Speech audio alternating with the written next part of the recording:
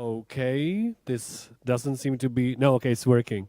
So thanks so much for our second panel. Thanks to all who stayed. Thanks to all who came new. And before the second panel takes place, we have a. It's my honor to present a keynote by, and I'm sorry, I will probably don't do it properly again, by Peggy Schönege. I hope it's at least 7 out of 10 pronunciation. Peggy is a curator, writer, speaker, project manager at Peer2Space, and a chairwoman of the Media Art Association in Berlin. In her work, she deals with the conditions and challenges of the digital age and its effects on our everyday life, society, and culture. The focus is primarily on digital art, internet art, and art with new media such as VR or AR. Within this framework, she also explores and uses the virtual as an alternative exhibition space. And I just want to quickly mention the name of the panel that will follow so you know what to prepare yourselves for. And the name is, let me scroll.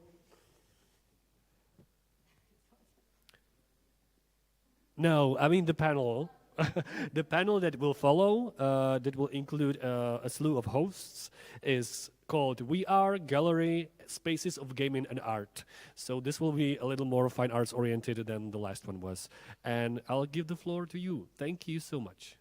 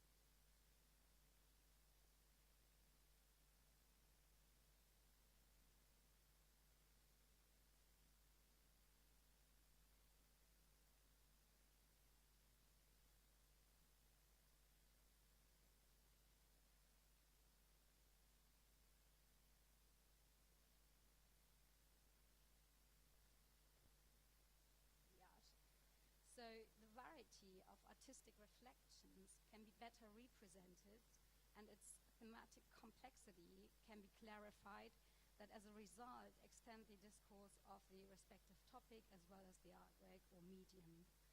At the same time, it is about conveying a detailed impression of the physical artwork within the framework of online exhibition as well. So what we do is that we show detailed shots of the artwork, different perspective of the installation views, as well as a short explanation or introduction to contextualize the artwork a little more.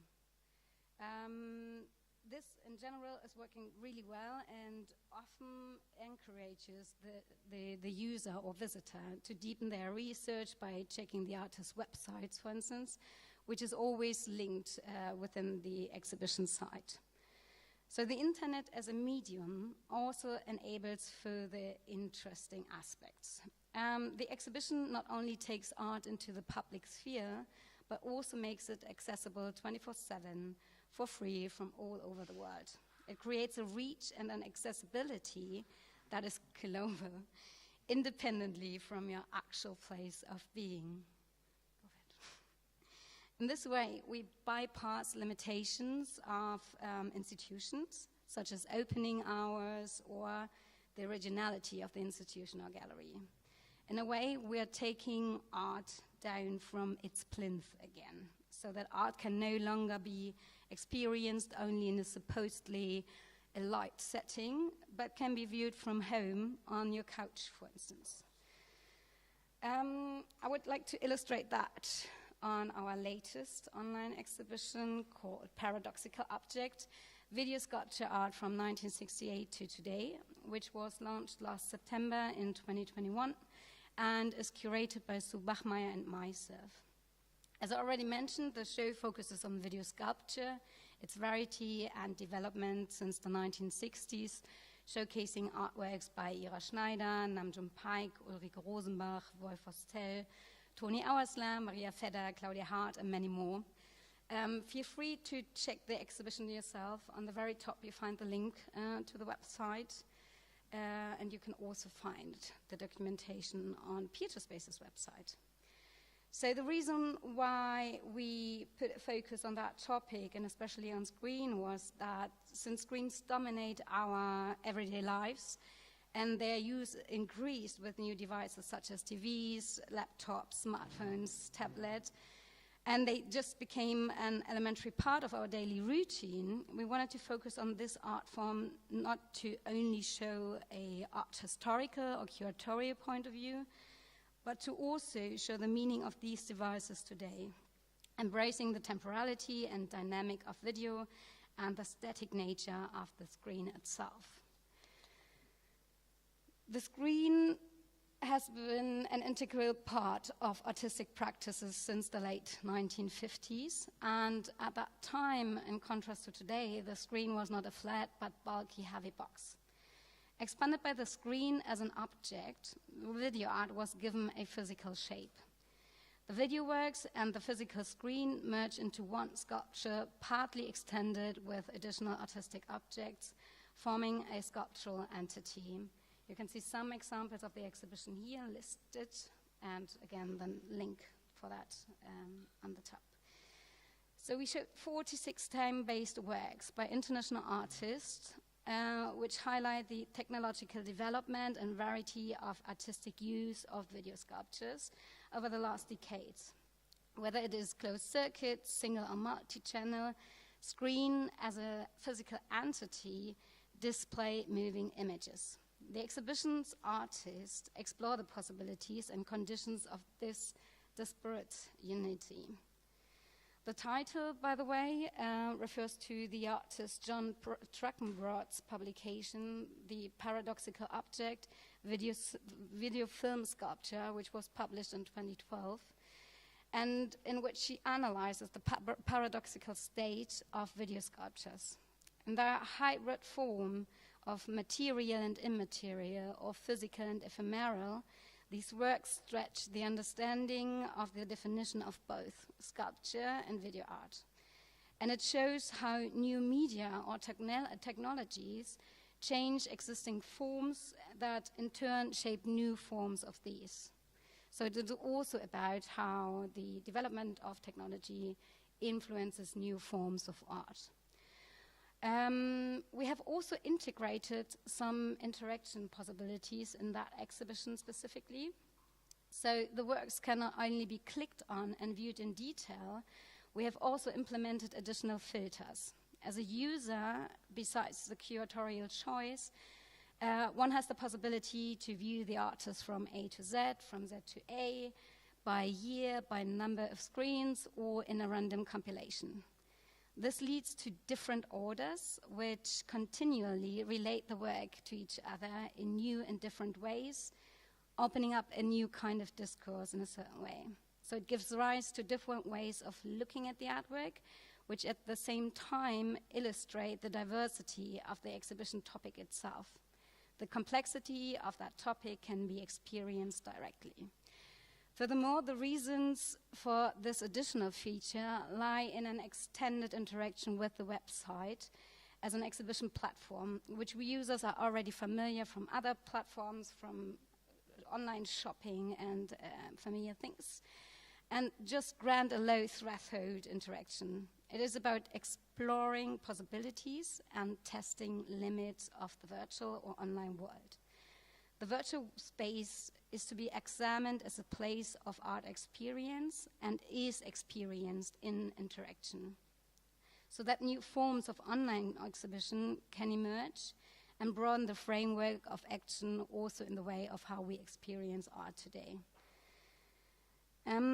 At the latest with the second VR wave, which has been taking place since the last few years, this form of exhibition is expanding spatially and can also be viewed on a mass scale, being available to everyone. You are no longer limited to a two-dimensional surface, but you can enter a three-dimensional space that offers new possibilities. Platforms or games such as Second Life already made this possible and were equally occupied by the art world in the 1990s. Nevertheless, platforms like Mozilla Hubs enable yet another form of curation and interaction with virtual rooms or worlds in a spatial manner. So in recent years, we have also focused on creating spatial exhibition, which expanded our work with, so in recent years, we also have focused on creating spatial exhibition and expanded our own work with online exhibitions that at the same time enable an interaction and access via different devices. For the cooperation with the gallery Prisca Pasquer, we decided to create a virtual gallery on the open source platform Mozilla Hubs, with which the digital artist and developer Mohsen Hasrati designed. The platform, or the reason why we decided for Mozilla Hubs was that the platform allows free access via a link to virtual rooms that can be easily shared, and which can be entered via screens of PCs, tablets, smartphones, as well as a VR headset. So here we can find a multimedia approach that makes the rooms easily accessible to a wide audience. For the virtual gallery, which you can see here, we replicated the building of the upper floor of the former physical gallery space in Cologne. I have one, yeah. On this slide here, you can see images from the virtual on the top left and right, as well as images from the actual former physical space on the bottom, illustrating the similarity of both rooms. In contrast to the physical space, however, the virtual gallery is located on an island in the middle of the sea. Consequently, we realized the exhibition site in a setting very different from the physical frame, creating a different place for the experience of art, which was important to us. The reasons for this reproduction lie mainly in the familiarity of the space itself, since the gallery has a visitor base that, on the one hand, is not amongst digital natives, and on the other hand, has consequently a quite low level of experience with interaction with virtual worlds.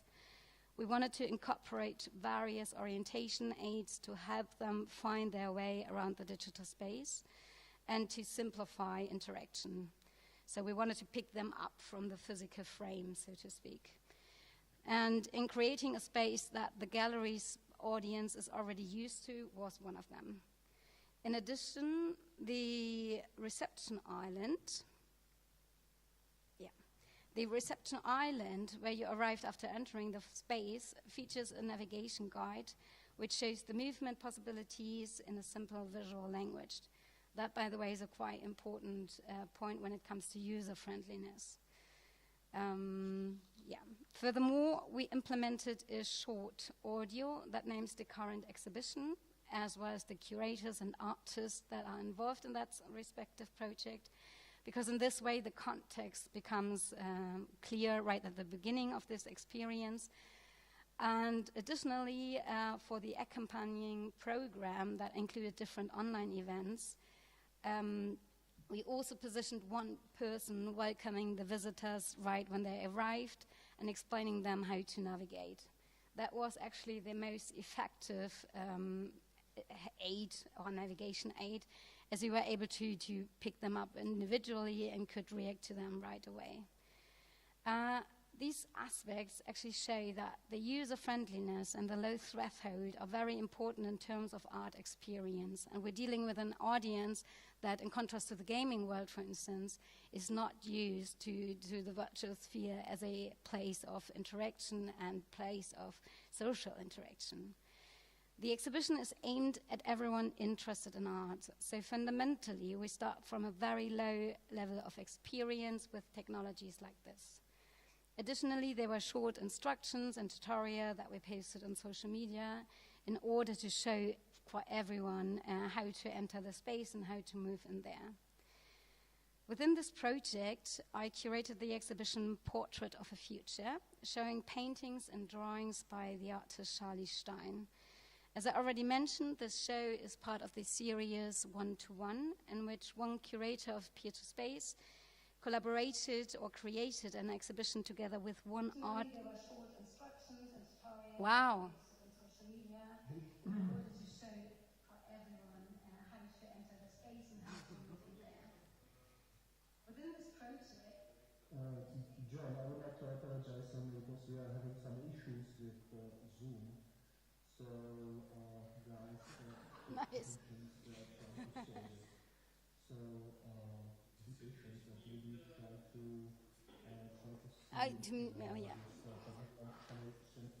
Okay, awesome. Talking about a doubled experience or present. Well, that's actually a nice topic for later for the discussion in the panel when it comes to the presence within the virtual. Where was I? I was talking about the series One-to-One. So one curator from Peer-to-Space developed an exhibition with one artist on eye-to-eye level. And that was actually really interesting, as because of this very close collaboration between artists and curators, the curatorial process as well as the artistic process experienced an extension from the respective other side that allowed new perspective for both the curator and the artist. In the exhibition, Charlie Stein presents portraits of, maybe I can, no, okay, we'll get there. Charlie Stein presents portraits of female robots that resemble humans at first glance. You can already get a sneak of it in the very back of the gallery. She reflects on robots, their role and function in our society by creating a vision of how this technology could develop and how its meaning also changes and is actually even growing more. So not only the content of her work already refers to new technologies, but also her way of working. For the paintings and drawings, and I give you some more detailed view, I will come to that area later. For the paintings and drawings, the artist combines individual components from various Instagram selfies in order to create new images.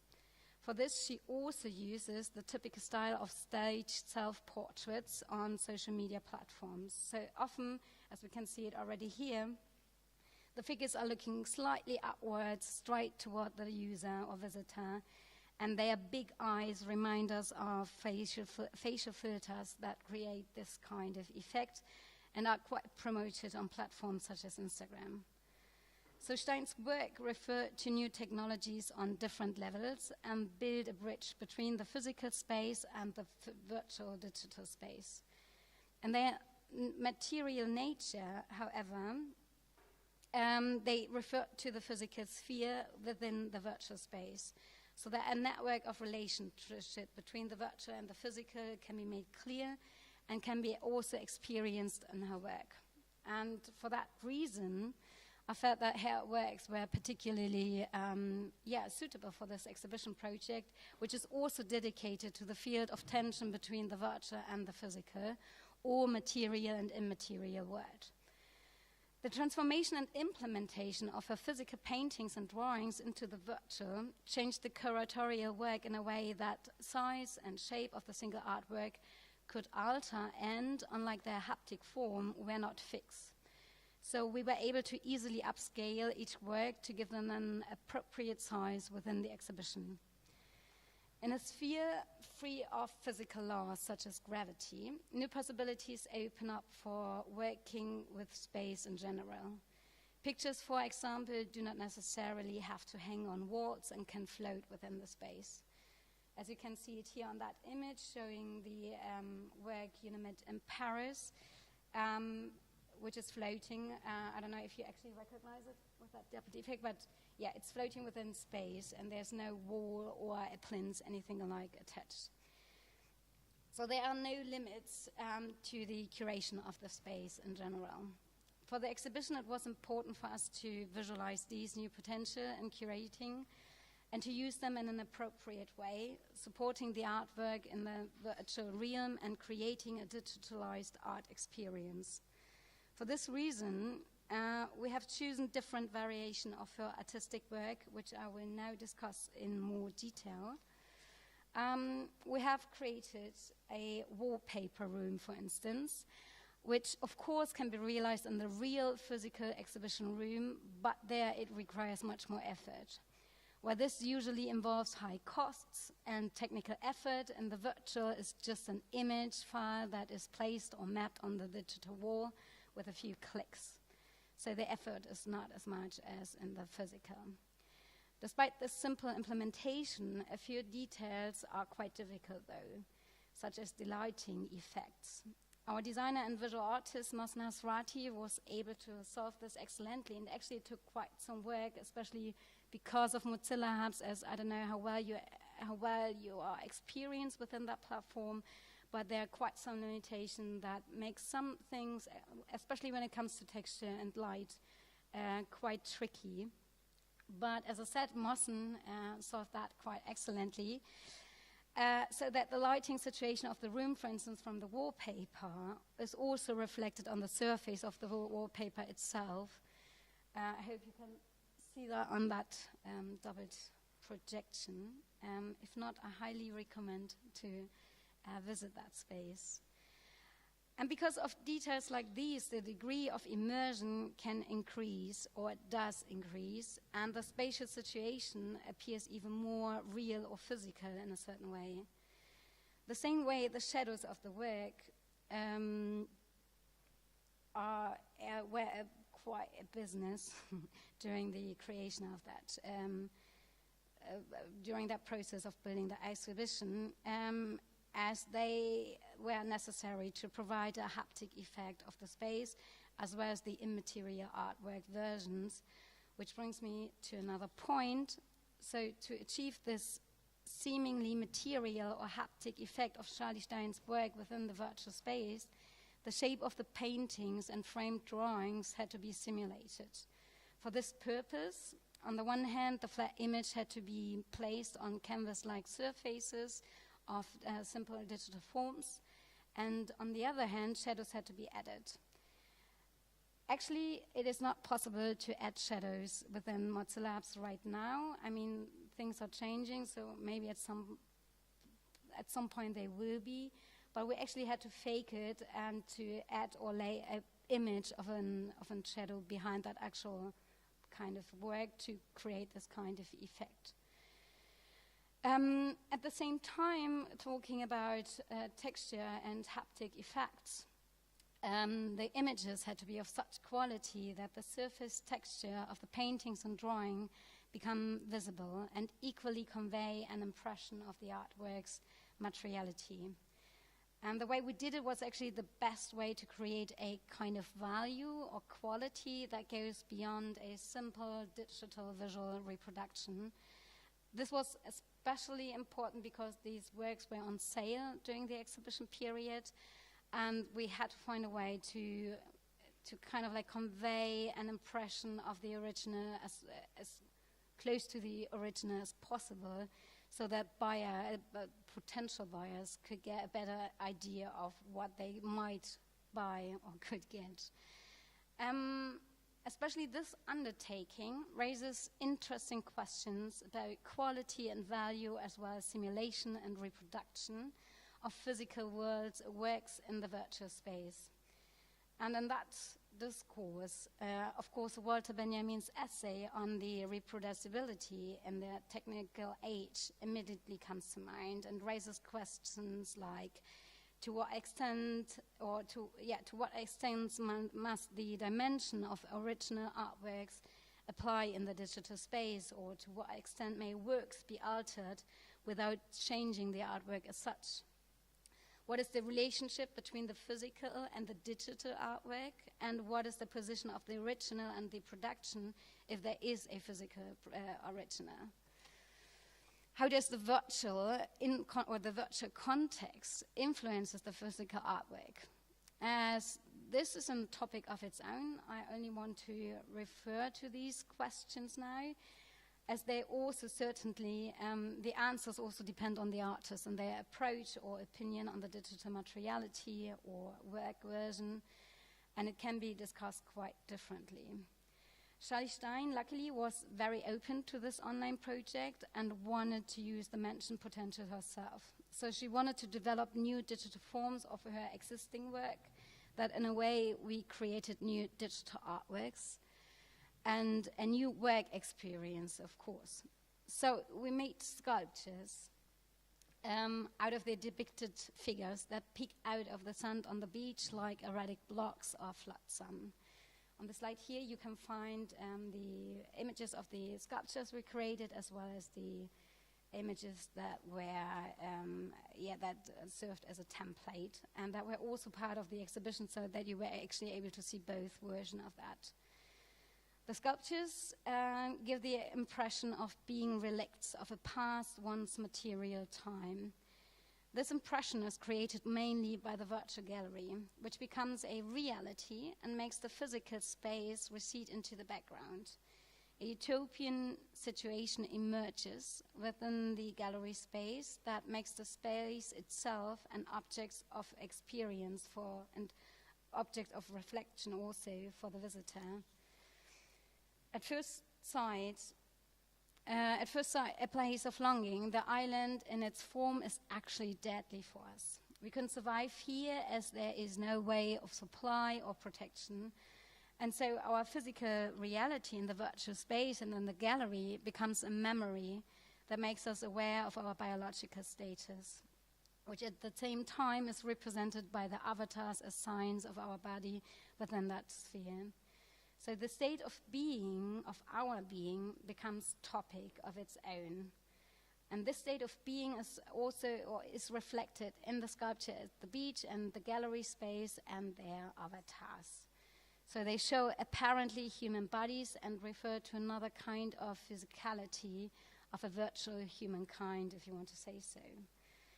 In an equal manner, the drawings in the water, which you can see taking a walk at the beach, or here on this slide, also refer to a physical reality that functions here only as a visual trace and seems to be quite far away and maybe also a long time ago from where we are now in the virtual world. So at the same time, beside this reference to the tension between the virtual and the physical and this gap of time that kind of like comes into existence. At the same time, the installation in particular once again highlights the potential of virtual art exhibitions On the one hand, you would not do something like that with physical drawings. On the other hand, due to various processes, the works on paper would sink to the bottom of the sea over time. In the virtual space, however, this stage situation remains. And to finish this example, I would also like to mention that the title of the exhibition, Portrait of a Future, refers to a series of works by the artist Charlie Stein, whose approach can be related to both, to the exhibition topic and the exhibition space, as well as her work, of course, relating to different aspects that are important to us in the realm of this show. So besides the portrait of a robotic future, the title also implies a utopian image that represents a wholly technologized reality that is reflected within the virtual environment of the gallery space, and above all, that ask about their social position in general. So it's a matter of becoming aware and conscious about technology and to use its potential, especially in the art world. Which brings me to another example. Talking about the potential, I want to introduce you to another example of experiencing art in the virtual. As I mentioned, Peer2Space launched its virtual art space last year in October 2021, also on the open source platform Mozilla Hubs, because its advantages in accessibility and its variety of media approach represents an excellent opportunity for us to present art and to make it accessible accordingly, with devices that kind of like mirror our current state of technology. As in the previous example, visitors move around spatially through the virtual art space, meeting themselves as avatars and being able to interact and talk with each other in real time. With our space, we establish another and new presentation format beyond the white cube to fully embrace these possibilities by dissolving the traditional art space or its spatial understanding and creating a dynamic structure that forms the art space itself. Compared to the other example, or to the project by Priska Pasquer, we have gone a step further so that there are almost no more references to the physical space. Whether at this point it is, or it should be mentioned that reality is always based on our experience in general, which currently, I mean, that might change in the future, but currently it still clearly shape our physical reality and urban or natural environment, so that the physical is still part of this virtual space on a meta level. Nevertheless, we have dispensed with classic spatial structures. As you can see, there are no walls, plinth, or anything that reminds us on patterns we know from the physical art world. Instead, we built or created floating platforms that are connected via a blue band to illustrate the connection and to visualize the moving area within this abstract, undefinable void.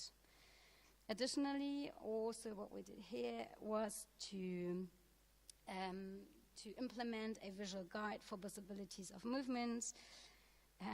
So yeah, it's again about user friendliness.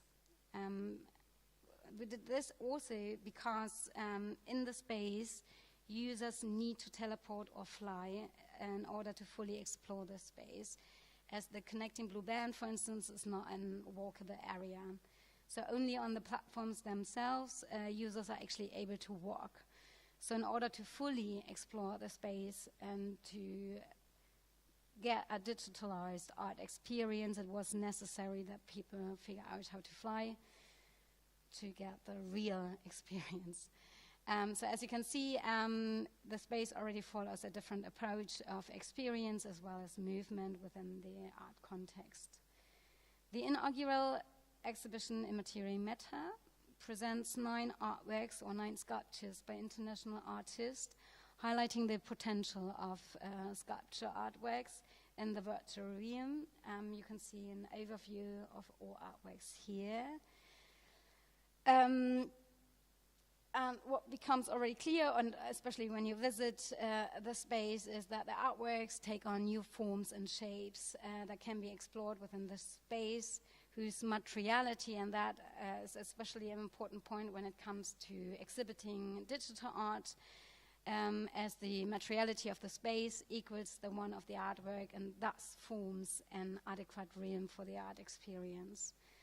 Because of this, the works, the sculpture works, can float in the exhibition space, and as I mentioned before, they do not need a wall or button or plinth to stand on. And this creates new possibilities in a way, as I said it, the size and position can be freely chosen and easily be set, which opens a play of dimension and at the same time offers new perspective of the artworks, as it makes them perceptible from every conceivable viewpoint. So unlike in a museum, the individual sculptures can be viewed in their entirety from all sides, and additionally users can flow through the artwork, get inside of the artwork and explore it from bottom to top.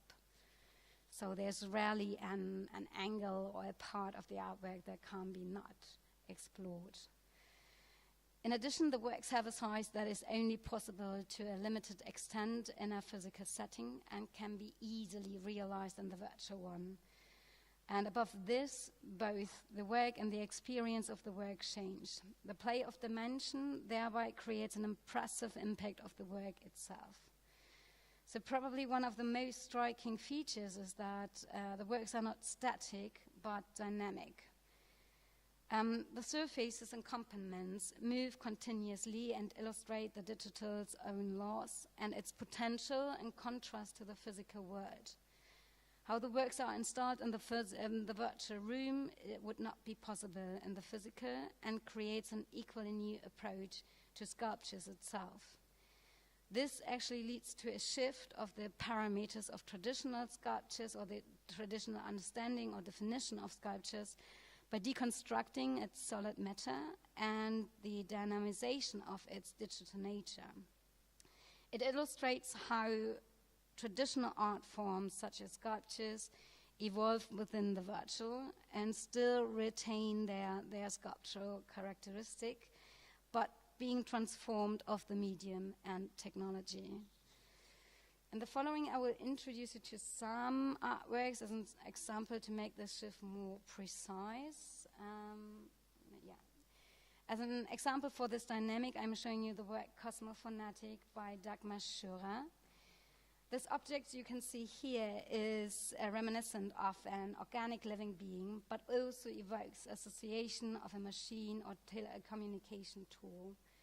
If the viewer approaches one of the two ends, which is the yellow ring phone-like shape, they hear different electronic sounds, such as a telephone ring, for instance. One viewer on the one end waits while the other acts as a transmitter, apparently trying to establish a connection. What's interesting is that Dakmashura explores digital materiality as a visual simulated surface and as a carrier of information or data and language. They are part of the material and thus of the sculpture itself. So the work visualizes that the digital should not be understood as a closed space and shape, but one point of connection in time and space with a varying form. Besides this sculptural aspect, the artworks that are presented in the exhibition are also dedicated to the topic of digital materiality. The surfaces are reminiscent of physical materials like metal, plastic, or clay, and they hyper-realistically allude to tangible materials.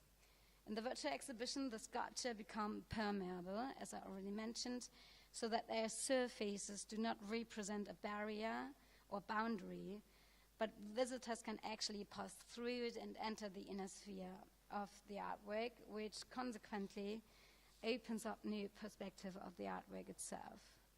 As an example for this, I am showing you Chiara Passer's AR sculpture number 1, which is taken from her work Still Life, that analyzes the natural processes by investigating the contemporary definition of still life.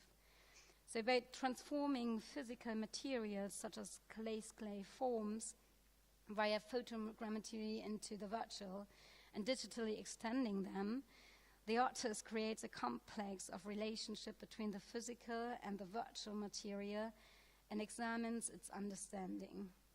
A tension between appearance and reality emerges, inviting the viewer to inspect the work closely by going inside of it. So the entire exploration actually is therefore intended. Doing this, Passin also speculates on the understanding of landscape, painting, objects, as well as human beings. The dissolution of physical boundaries, as we just saw here on the examples, once again reveals the distinctive conditions of the virtual.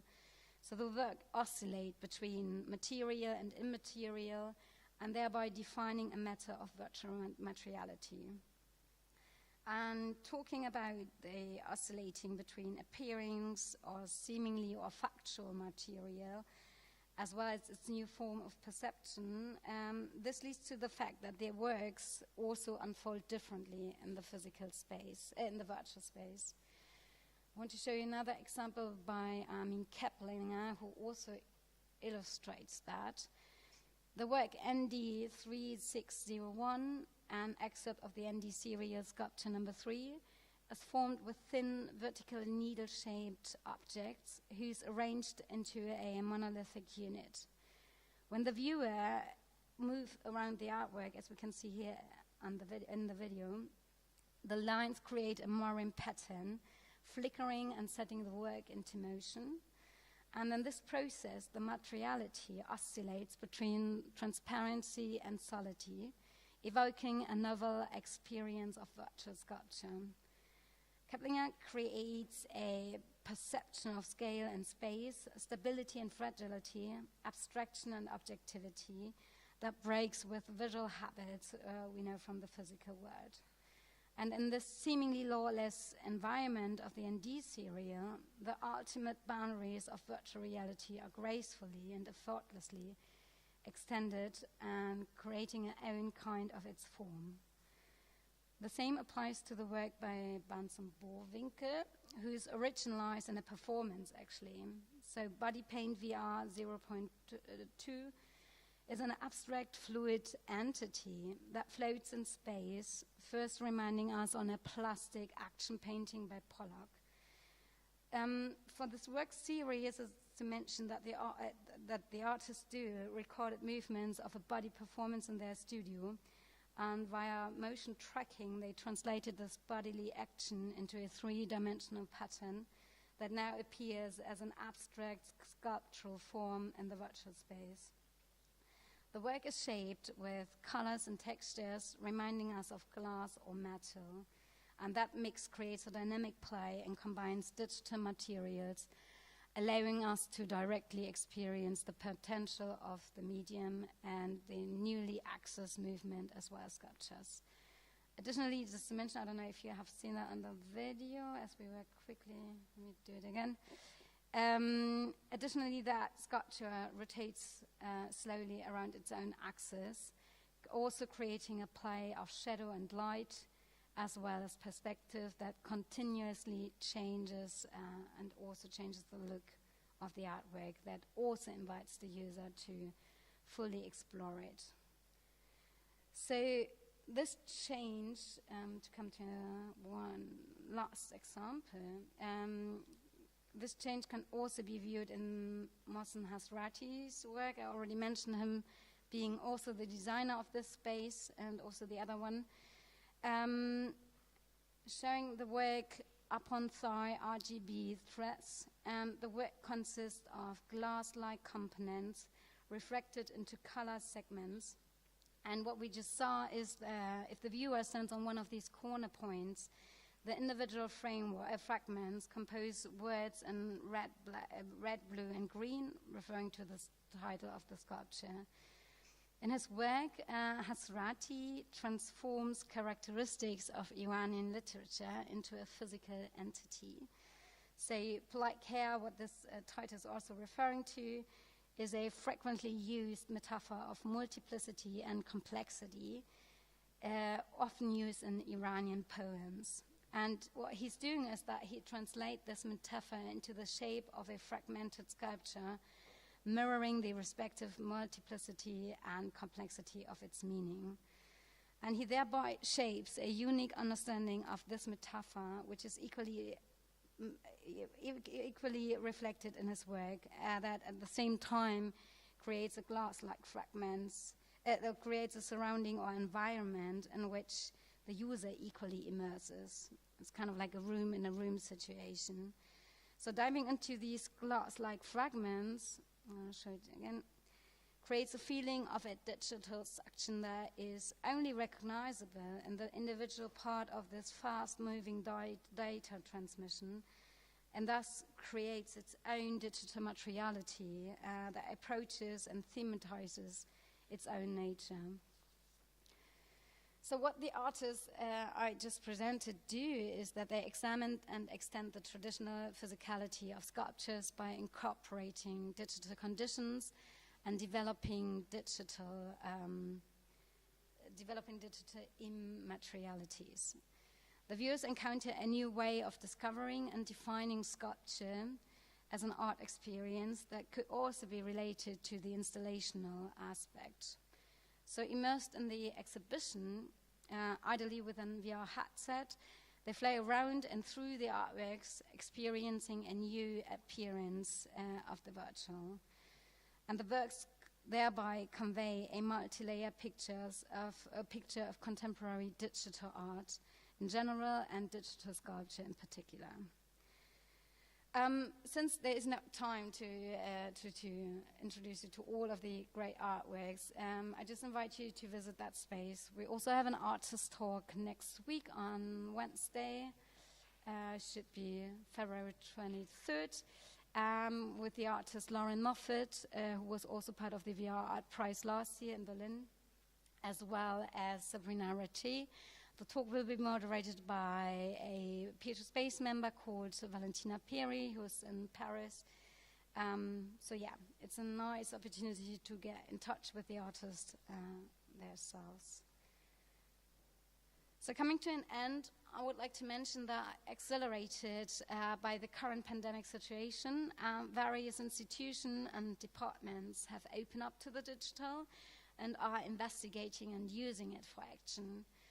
So what I'm actually hoping for, seeing that development, that also the mainstream is slowly opening up to the digital virtual realm, I hope that especially the art and culture department will continue to elaborate on these spaces, especially the traditional institutions such as museum, in order to discover and explore and also apply the potential to a new form of art experience, and also in order to create contemporary art venues that are taking place in the virtual realm.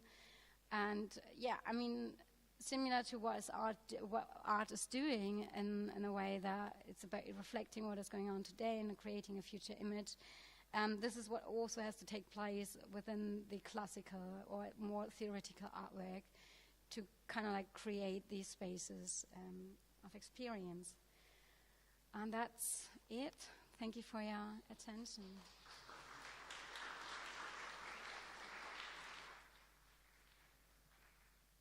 Thank you so much. And I think now we have time for a discussion before the panel starts. So if somebody wants to ask. Okay, Dustin in the back. I mean, no, please take the mic because of the stream. Perhaps I didn't quite hear you were speaking to kind of an ownership model, or you were hinting at an ownership model. So could you elaborate a bit on that concerning the gallery? And additionally, I'm not a person who likes to be an advocate for NFTs per se. I'm not really so keen on the whole cryptographic vibe. However, I would be interested, what do you see? I'm not necessarily, I know you didn't speak about it in respect to what you're doing, but I'm really curious, what are your thoughts on that? Do you perhaps see, to some extent, yeah, this might emancipate, give more people, more artists, the ability to, not have to go through a gallery space and, they can get money directly? I know there's also questions like we can fractionalize, so we can kind of have multiple people own an art piece and so forth. And then, of course, there's the other really terrible reality that, there was a study that was done last year where it was about 10% of people who are trading on the NFT market own 85% of the assets in there. So you see a lot of concentration. It's very plutocratic. So I know I just threw all these questions at you, but I'm trying be to interested in organize your it. thoughts. Well, generally I think, both sides are important. The virtual side as well as the physical one. And that's what we all just experienced last year or the year before during the pandemic, that it was a great alternative to meet people, to be social, and to have some interactions. But at the same time, we all were aiming so much for the actual physical experience. So it's not about saying we don't need institutions anymore, but it's about finding the best of both worlds and find a way to realize it in an appropriate way, which means that, we are currently working on models or forms of hybrid exhibitions that combine the physical with the virtual. As a matter of fact, and you can observe that when it comes to AR exhibitions that you can get in form of an app, for instance. There were several projects taking place during the last year where you were just able to download an app and then you were able to experience some AR artworks that were curated. And what they do is that this makes art much more accessible, and the same effect as with Instagram. You can be critical about these platforms, of course, but what it is creating is that it is much more easy, on the one hand easier, on the other hand, institutions still have that image problem. We still have that supposedly alike setting or image they have.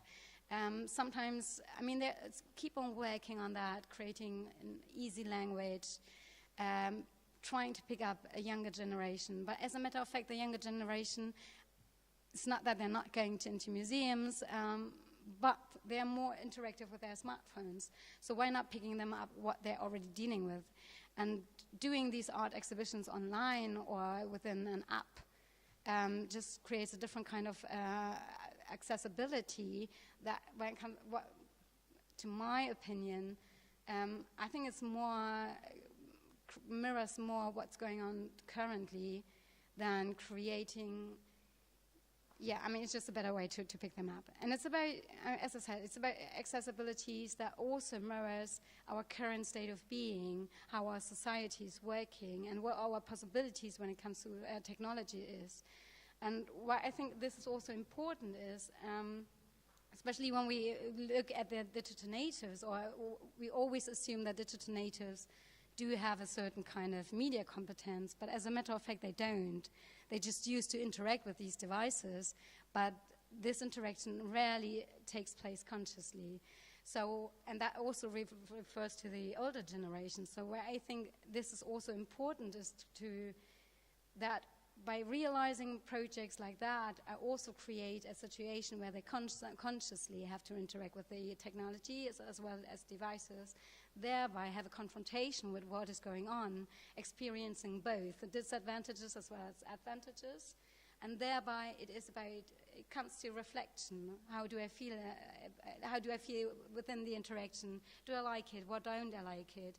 And that actually starts a discourse and a discussion that is, to my opinion, very important when it comes to our future. Okay, so please, if anybody else has, okay, I wanted to say that I want to ask first, but like you're our honored guest, so no, you need, okay, maybe. Because this was a question I was holding in my mind for a while there, and I'm trying how to phrase it so it doesn't sound like a big critique, I guess. But no. I totally. I'm by the way so happy that you are building it all with open and free software, especially in the world of NFTs. But what I want to ask is actually the fact that a lot of stuff you've shown us is kind of formally conservative in nature, and I don't mean it like it's more of a jump pad to a question about the possible uses of such an exhibitionary space, right? Because what is interesting for me is the presence of the avatars and the presence of the digital visitors. So do you see any avenues in a platform like Mozilla Hubs or the things you are trying to do in, I guess, more processual or performative works being exhibited that way? Maybe we are a little delving into the game territory here, but like apart from just like, you know, I know the architecture is impossible and that's great, but also it's still singular works by singular artists. Well, yeah, and that's a group exhibition. Presenting the artworks that are set in relation to. I'm not, but I don't really get where you want to go to.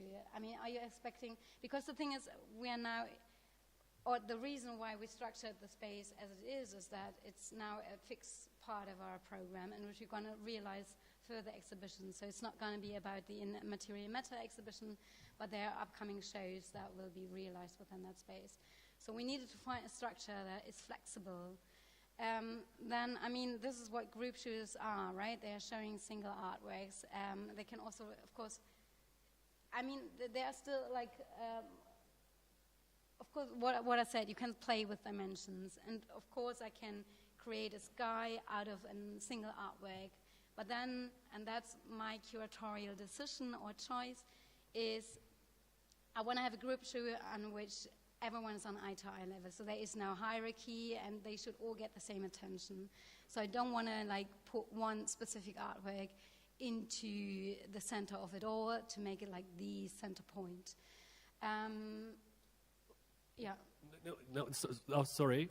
Maybe I can clarify, because I was asking about the nature of the works exhibited. And maybe the question I wanted to ask is that if you see, apart from the limitations of Mozilla Hubs, that I'm sure there are some, like if you see any possible interesting ways how to, I don't know, make processual artworks that take, I don't know, days of being in an online space to create, right? So like we don't have to exhibit like works that are created and then put into online work. We can create some performative works inside those online worlds, right? Because just an example, I don't know if you've heard about Trust in Berlin.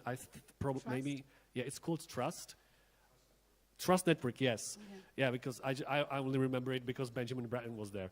But but they had like an online kind of role play LARP art project where they were like embodying some avatars, and all the participants of the exhibitions were like becoming players inside in a fine arts game, and it was all streamed on Twitch. And this is just in one example, right? I'm not criticizing you. I'm just asking about, like, if you see any possible, like pushing beyond the singular object exhibition format. Definitely. And I mean, there are plans. That's just the beginning. So, especially also when it comes to the two-dimensional website exhibitions, I definitely want to elaborate on that much more. Also, getting away from this traditional understanding of how a website should be structured and what kind of interaction is possible. So these are things that will definitely come. For this group show now, with that topic of materiality and virtual sculptures, it was important to do it like that, how we realize it. But of course, there are possibilities to also create a kind of like more installational presentation. But at the same time, what's also important and what we should not forget, and I think for the game scene or game world, it is much more familiar to interact in these spaces and to navigate through virtual art worlds. But when we have an art audience, which is so mixed when it comes to age and the experience with technologies, you also have to find a way to pick them up. Because otherwise, and that was actually also really interesting when we did the show, or when I curated the show with Charlie Stein for Pascal, that at some point we had ideas to also hang the images or paintings differently. But why we did not do it was that we were afraid, or what we experienced before is that the visitors who are new in that realm, they think this is a mistake or like a distortion, and it can't be done in a better way. So there was also a point where we thought, like, we have to be careful. So for us, being familiar with that situation, it's fun.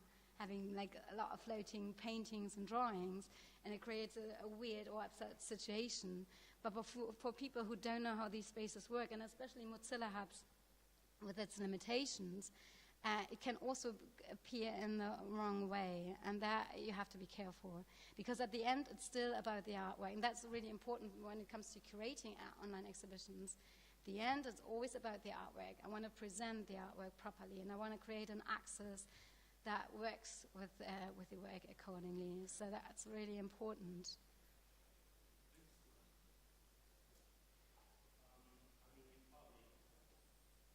Is now. You partly answered what I was going to ask in there actually, but I was wondering about the future of this. I mean, I'm absolutely not involved in the art world, so I'm completely clueless. But what I really like this one. My first reaction to the gallery one was it's the desire to recreate the gallery is bizarre, right down to the shadow. And I wondered, what is this drive to recreate the gallery when it might just as well be a forest or a desert or whatever, whereas this one clearly is this kind of different space, and how it can be presented differently, that like getting away from the need to kind of recreate the idea of the gallery, which I think is really interesting. Sorry. But my question is, like, where do you think this will go? Because, and I think you kind of just answered it by saying that your intention is to take these artworks out, as it were, and drop some new ones into the same space. And I think that is interesting, but in another way, I was also wondering whether perhaps looking into the future, artists are not only going to design a virtual artwork, but also the space which they want it to be explored in. Or, you know, so my question was, do you see in the future, when this is more normal, let's say, every exhibition has its own brand new created virtual space? Or is this just going to be like they get created once and then reused and reused and reused for different exhibitions? And if it's the latter, I think my concern would be what you'll end up happening is like the Tate Modern will create one, and then everything just gets dropped into it, and, you know, worse still, Google might create one, you know, so that you just get these kind of, you know, just what I mean, whereas actually there's something more dynamic about the future in which every single exhibition has its own brand new space which is explored. And so I don't know, where do you sort of see this all going in the coming years? I mean, although we're doing it for quite a long time now, this is just something that people start knowing about Mozilla Hubs. Because you mentioned the example of the gallery before, what I want to mention is that my exhibition that I curated there was the second show for the first time. You know what I mean? So that was like the beginning of having this virtual space, and it was also the first time the gallerist was actually dealing with the virtual as an alternative, or like kind of like an extension of a physical space of action or gallery. And what was really nice to see is that we had like 4 exhibitions within the series, and then afterwards she keeps continuing curating or realizing exhibition there. And what's really nice to observe, and for that reason I recommend to also check her website, Priska Pasquer Gallery, is that you can actually see a development of appropriation of the virtual. So whereas when in the very beginning she was kind of like not afraid, but, you know, shy maybe, and also unsure how will the audience perceive it, how will they be able to navigate, will they be able to understand what's going on, and that this is actually art and not just a digital game thing or funny thing, you know, like a joke or something, or just like an experiment, but something that is to be taken seriously.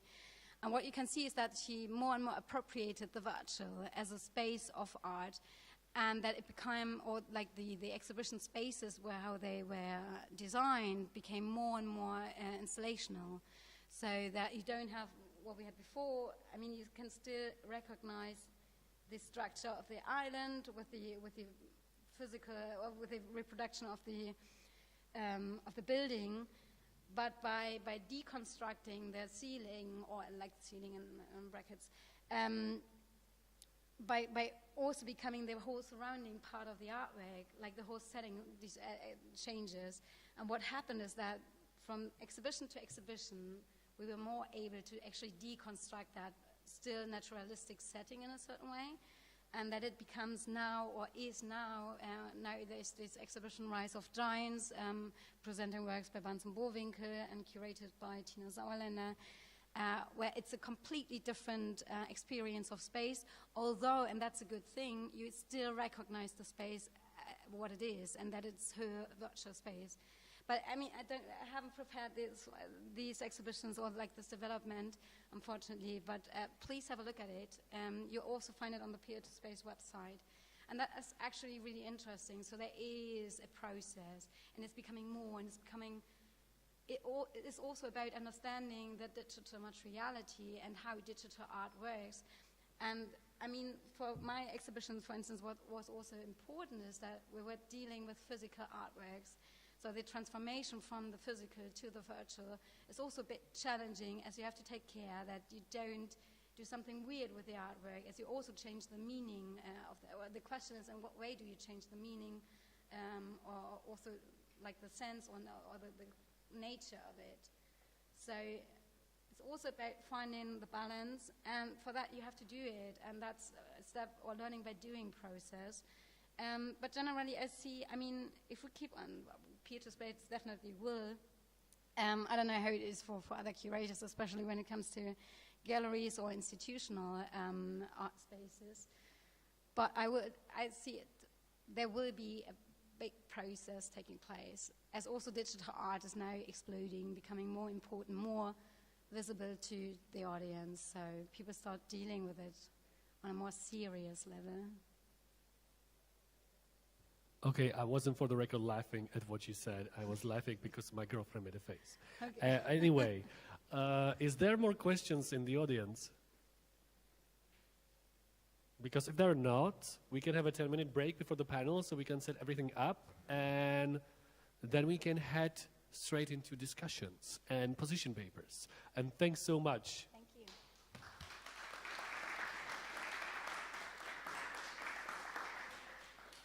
You can switch on Victor again.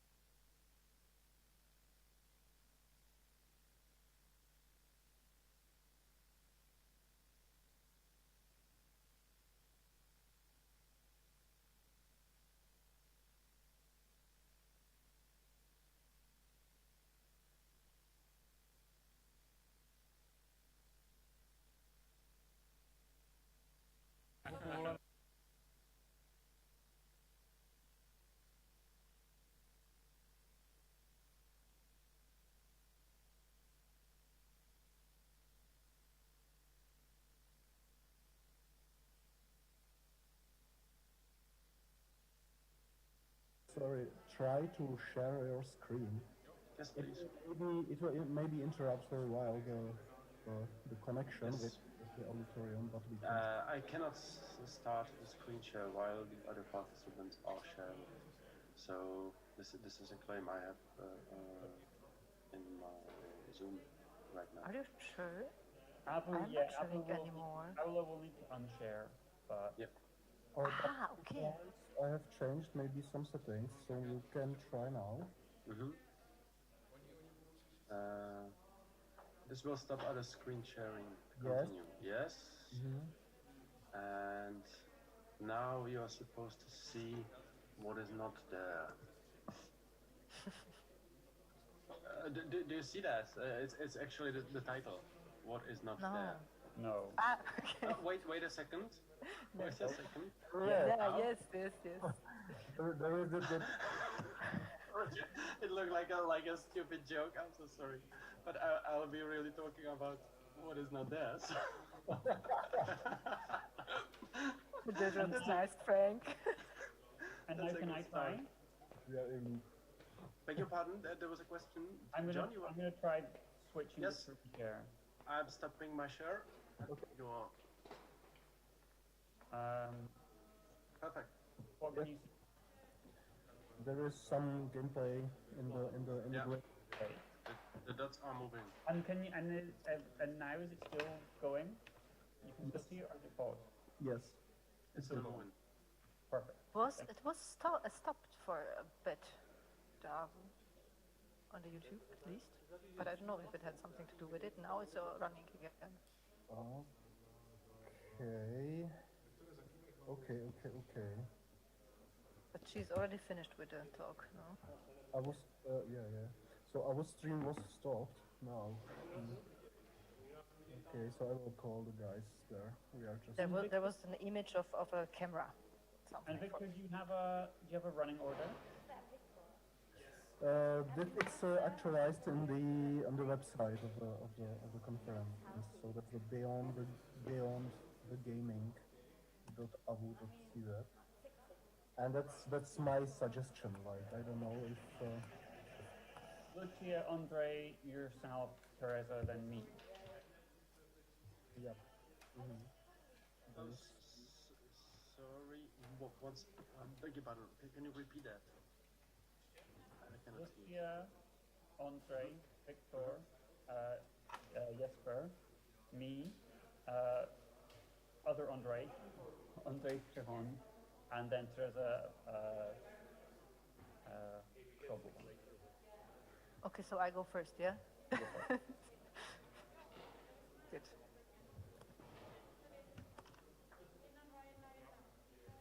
And Andre, where are you? I'm actually at home in Prague because I'm also quarantined. Oh. Participants Oh. But you don't feel bad, yeah? No. It's the last day of isolation and it was pretty mild, so it's all fine. With the only lovely exception, we have a 6-year-old at home, and he was fine as well. Okay. But it was intense and it reminded me of the very nice experience from the lockdowns from the last year because. Dizertace 4.0, to je mohlo Stay ukázat. plugging. Every week, at least 3 or 5 days, working days, the kids from the kindergarten are in the current. Like 5 weeks in a row. So it was like you have to change how you dance in this time. Reality. Yeah, sounds hard. I heard it also. It depends. Yeah. No, it's not my school. I'm from Charles University in Prague. I'm a game studies researcher, not this kind of student. A můžem teda. Yeah, let's hope for Tak nice opatrné summer, ano. no? Okay, so that was a cautious yes from our lovely technic team. And the lovely was not a hyperbole. No, it was not sarcasm. Sorry. So thank you so much. Hi to all who's watching now online, and hi to you who stayed for the last panel of Beyond the Gaming Principle 1.0. And we are now going to talk about VR gallery spaces, which we've talked about for a while now, and avatars, I remember. This nice dual lenses. Okay, we have... Slovakia and Germany. What? And it's sometimes very hard to see those differences that we're dealing with this situation. Sorry, do we hear each other okay on Zoom? Yes, that's it. Yeah, it's very hard to... No, okay, I don't think they hear us on Zoom. They have still discussion now. Yeah, they have discussion. They are actually starting the panel. So Okay, we are sorry. they are actually starting the panelist position. So I'm just Okay. calling to the guys that we can't see them. And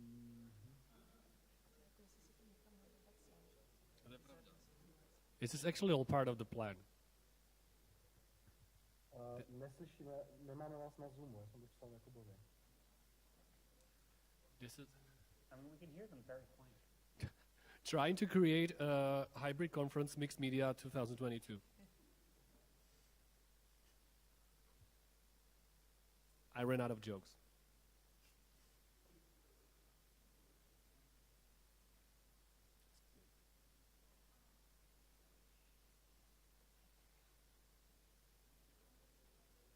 Co?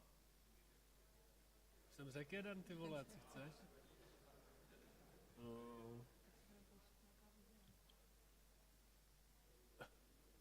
And the chat is not working now, yeah? Because I actually wanted to post some... Tak jo. Akademie výtvarných umění, more like Akademie videokol umění.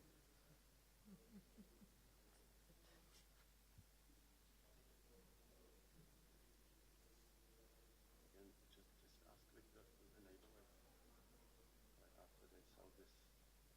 Yeah. I will be right back. To je skvělý. Já jsem viděl dokument BBC, A Secret Life of Chaos, kde přesně na tady tom rekurzivitě demonstrují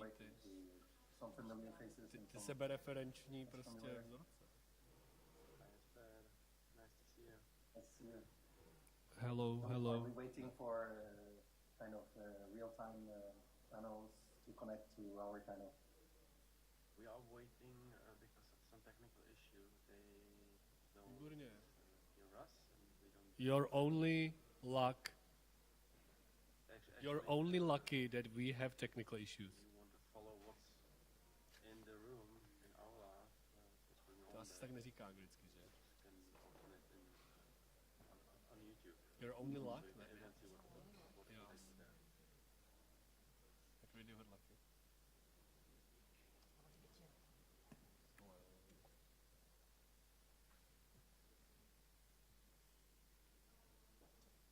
Deadline. V neděli. Jo, daně, do píči. Jo, takhle, dobrý. Já nevím. Andrzej Trahoň is an experienced moderator. He's making funny jokes on the public in order to keep their attachment section on. Jak to máš zakroužkovaný ty? We have to trust in Halo, halo? Viktore? Viktore, Viktore? I can see us on the screen in the background, so I guess this is the same. We are terribly sorry. We had an issue with our equipment that was working in the morning, so...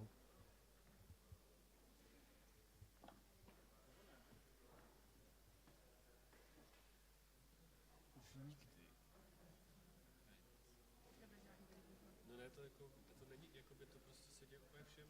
Share sound, já nevím, proč to teďka nefunguje, když to předtím fungovalo. Halo, halo, naši přátelé. Ondřej Budous. No vidíš mě, ale slyšíš mě? Nebo slyšíš něco?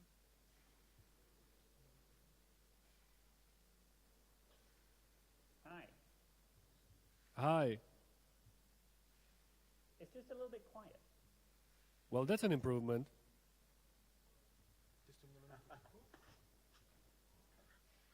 What? Slyšíš mě, Viktore? Raz, dva, raz, dva, raz, dva, raz, dva. How are we doing? Raz, dva. Jo, potichu.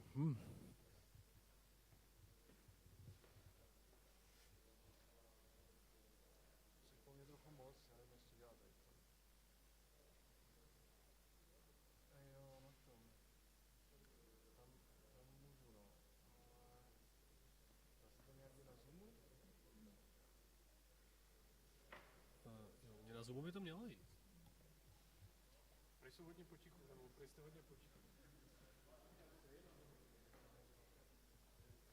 To je nějaký typ.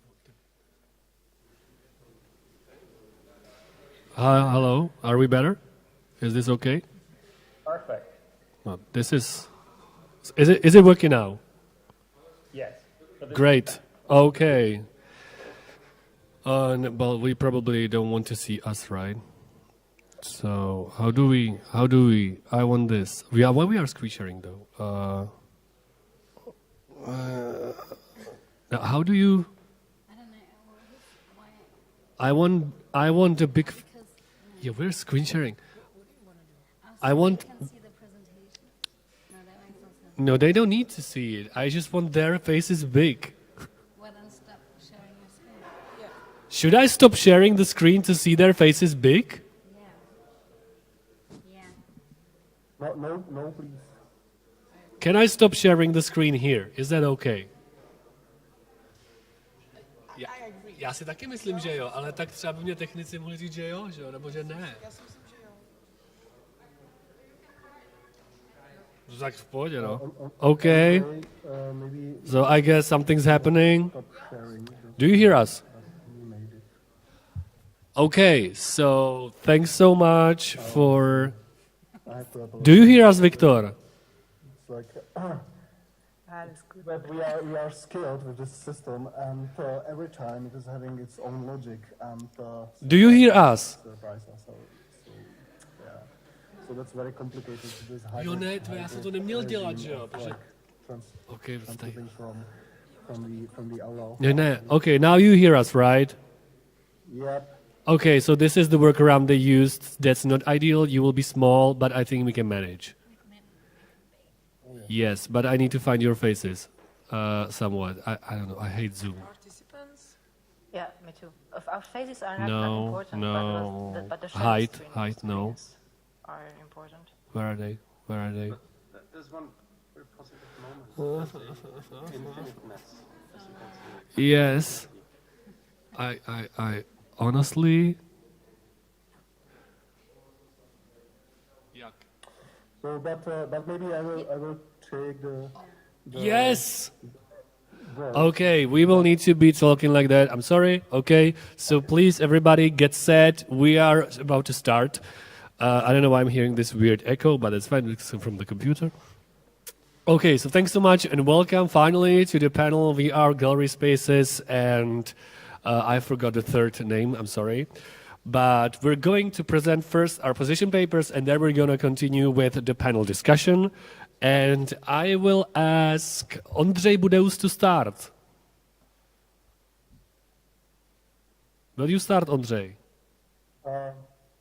Andrzej, this is that the list is on the web page. The actualized list is on the web page. So now it should start the Lucia. Please, I'm just welcoming Lucia Mendelova, and I would like to give her a word.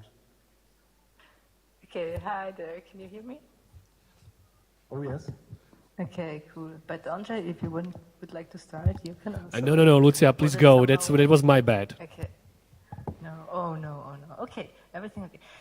I just wanted to ask if I share my screen, then you probably see it instead of our faces. Is it okay for you? Should I try that? Oh, yeah. You can share the screen. Then someone after that sharing the screen, someone has to switch it on again. Okay, But yeah. I'm just trying to manage this technical aspect. Okay, so we will manage it. You So can- I will just start so we don't lose more time, if it's okay. So really nice to be there, and it would be really nice if I could be there also in real life, maybe, hopefully, sometimes in the future. When Václav asked me to join this conference, I looked at the topics and I was really like, oh, cool, that's actually exactly those questions about work and new media and augmented virtual reality and art, what I was asking when I started to really work in this field. And I wrote a manifesto. Where it was actually exactly 5 years ago. So when I was thinking about the topic for today, I was like, okay, actually it's a nice time to revisit it or to go through this manifesto, these couple theses, and check them if they are still plausible, if they hold or false, so to say. So maybe I can try now to share the screen. And then you can, because now I actually also don't see the AVU.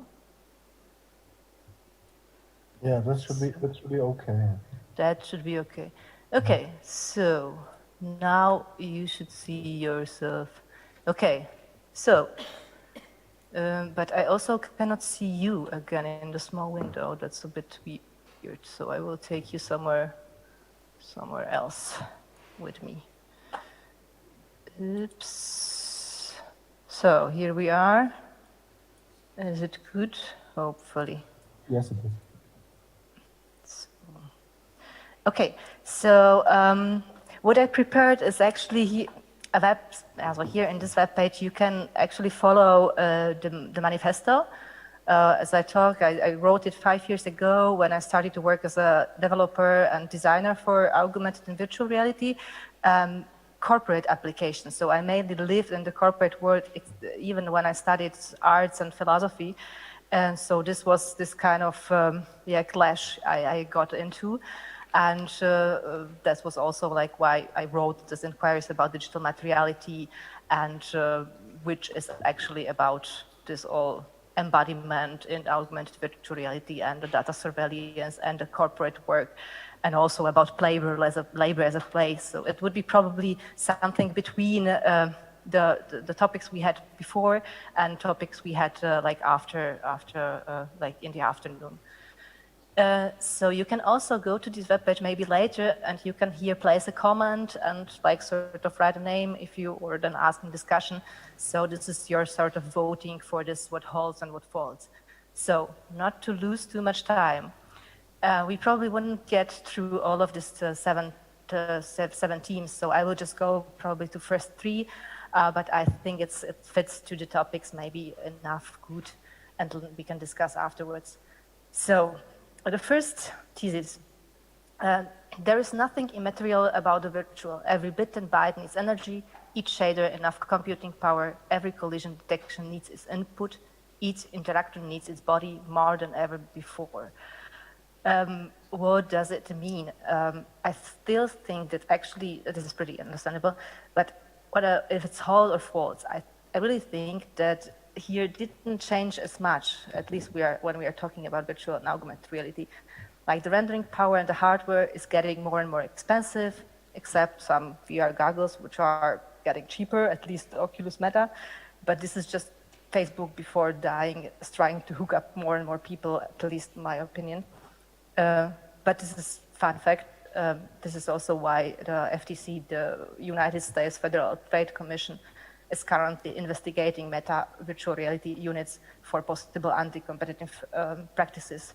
In Germany, you cannot actually buy a Meta 2. So I think, according to my view, this first topic after 5 years quite holds. The second one, talking about virtual and augmented reality means talking about bifurcated situations in immersive capitalism. Only if we recognize our standpoint, we can take a stand. Too many complicated words, but what I mean with bifurcated situations is actually at the moment we enter simulation, we are situated simultaneously in the virtual and in the real. The virtual is the real as a societal, technological entanglement of devices mounted in our bodies to track our position and interaction and translate them from the physical space to the computer-generated environments. So basically, from our track gaze, like where we see, where we watch, where we look at, our body movements are traced in the infrared light flashes 60 times a second. This is mostly the part of the virtual reality, but also in augmented reality. To the second one is actually, I also created one installation where you can actually hear the privacy policy from Oculus, like on the real time. You can also visit this. If I can later on share stuff in the discussion, then I will also put it into the discussion link. So I think this second topic, second thesis, actually also holds even more, because it is, as most people, according to my view, it doesn't matter if we are talking about gamers or people at artworks, like people going to galleries, checking the new art in like augmented virtual reality. They mostly do not recognize like sort of what is at stake, this size of the privacy loss, what I mean with it. And what is even worse, or even among those who do not recognize it, there is a lot of people who just, yeah, I would say do not care or do not know how to deal with it actually, because you have less and less possibilities how to sort of, you know, going against these tendencies when there are so less players. So we, exactly. The third thesis, immersive capitalism will represent important areas of experimentation which value and free effective labor. Sorry for my English, I'm living in Germany, it's horrible. It will leverage within corporate feminism of current women in tech. So the first part, 5 years ago, I wrote that about how the big corporate players calls for more content you have to create. It's actually like a real slogan from, I think it was from Google. Daydream Labs, like more content you have to create. You exactly are here to help us to leverage this great new metaverse. Just sort of hide the old tendency of technological advantage to build differences and to organize them hierarchically. So what I mean is like the big players open their playgrounds so we can do a free labor for them. Of course, we learn when we test, when we play, when we develop further. We profit also, it's also a lot of fun. But it's sort of, oh, this was like, yeah. But it's sort of, I would say, yeah, some would profit more than the others, as we know. What I actually did not expect is that the market closes so very fast, that many relative big players disappeared very quickly, and that their playgrounds disappeared with them. So, as I mentioned, Google Daydreams, all the Microsoft mixed reality to get all HTC Vive, like all this. When I started in the studio in like 2013. There was so much energy that we have different platforms and everything was okay. We still were criticizing it, but there was still sort of hope for free spaces. I would say for me those hopes for the alternative spaces sort of disappeared, and so it's this thesis. It's somehow, I wouldn't say it holds or it falls, but it's at least I was really sort of I was mistaken in some points, definitely. Maybe the last part is, I don't know, if I actually do not have much time, but maybe if I could do one more minute, because it actually fits to the topic of the work and immersive media, which I would like to revisit, is the relationship between immersive tech and work. So 5 years ago, I wrote from the perspective of someone. Oh no, that was my timer. So I will go to the last one, but so that will be really the last one. It's not so clear cut. You can. So when I stopped when I started working 5 years ago, then I was I wrote about VR and that it turns play to labor, and it turns labor to. Sorry, maybe it is easier if I just show it here, because I am really skeptical about my.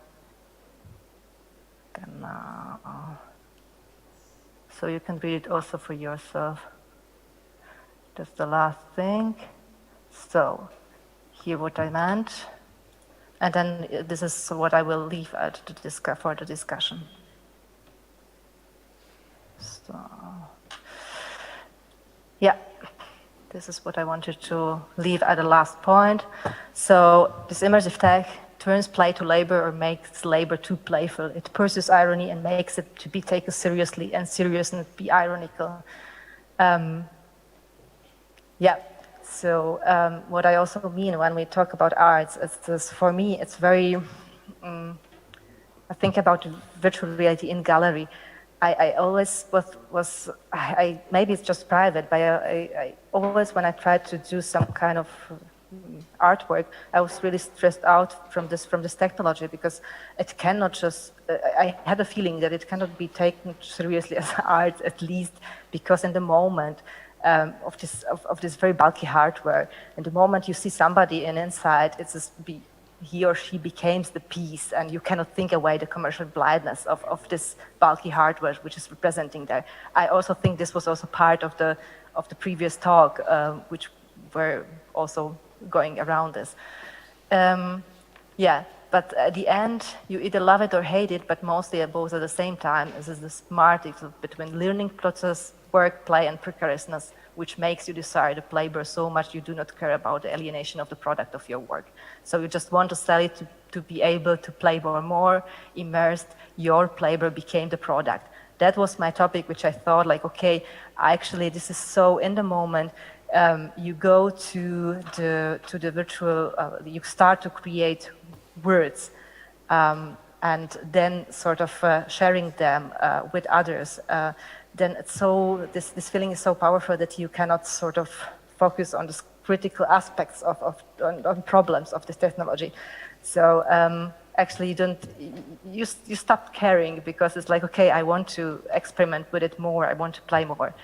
But for me now, after these 5 years, when I see how this all environments is closing, and there is less and less possibilities, and there is maybe just Facebook pushing everything around, or for a lot of people, then I'm quite skeptical, and I'm like, okay, we'll see if maybe it's just maybe it's easier than activism to say, okay, I will take a pause and I will play with augmented reality in browser and try to sort of do it in a more open and different way. So, sorry, I was too long. No worries about that. Thank you very much, Lucia. So, so I will take intention because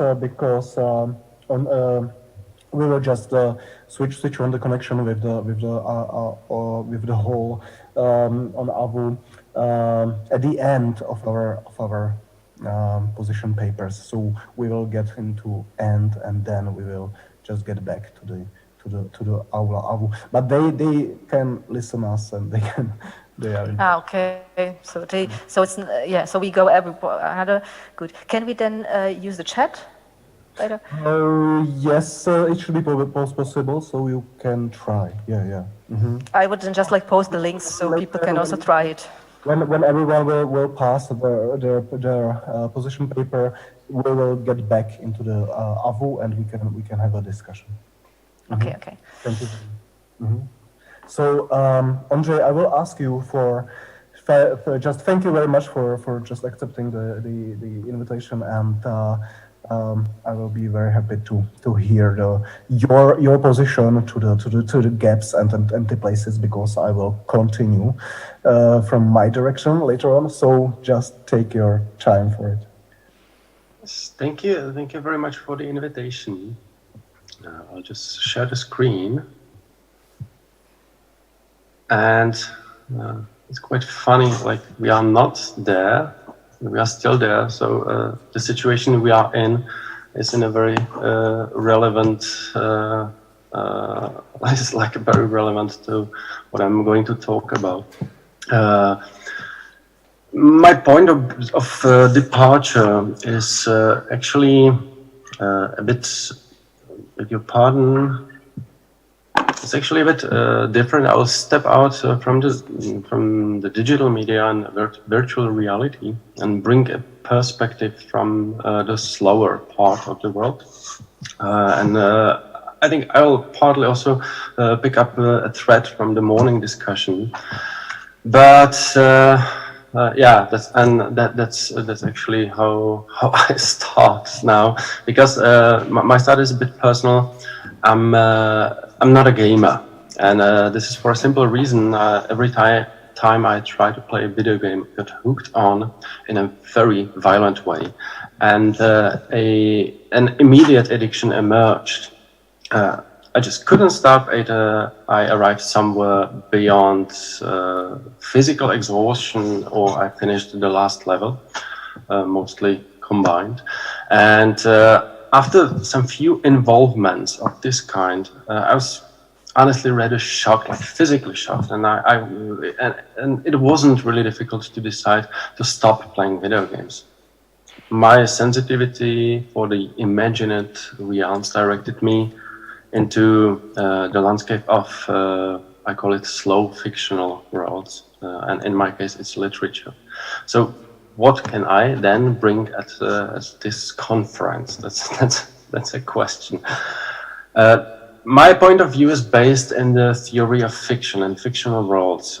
This approach is a part of theory of literature and semiotics, but I'm convinced that the applicability of the term fiction goes much further. The subtitle of the gathering today, User at Work, is in fact a very good opener. Literary texts, as Umberto Eco claims, are lazy machines asking the reader to do some of its work. This applies for virtual worlds of gaming as well, and both texts and video games need the human to move on, or at least to observe. So what does this anthropomorphic metaphorizing of a medium actually mean?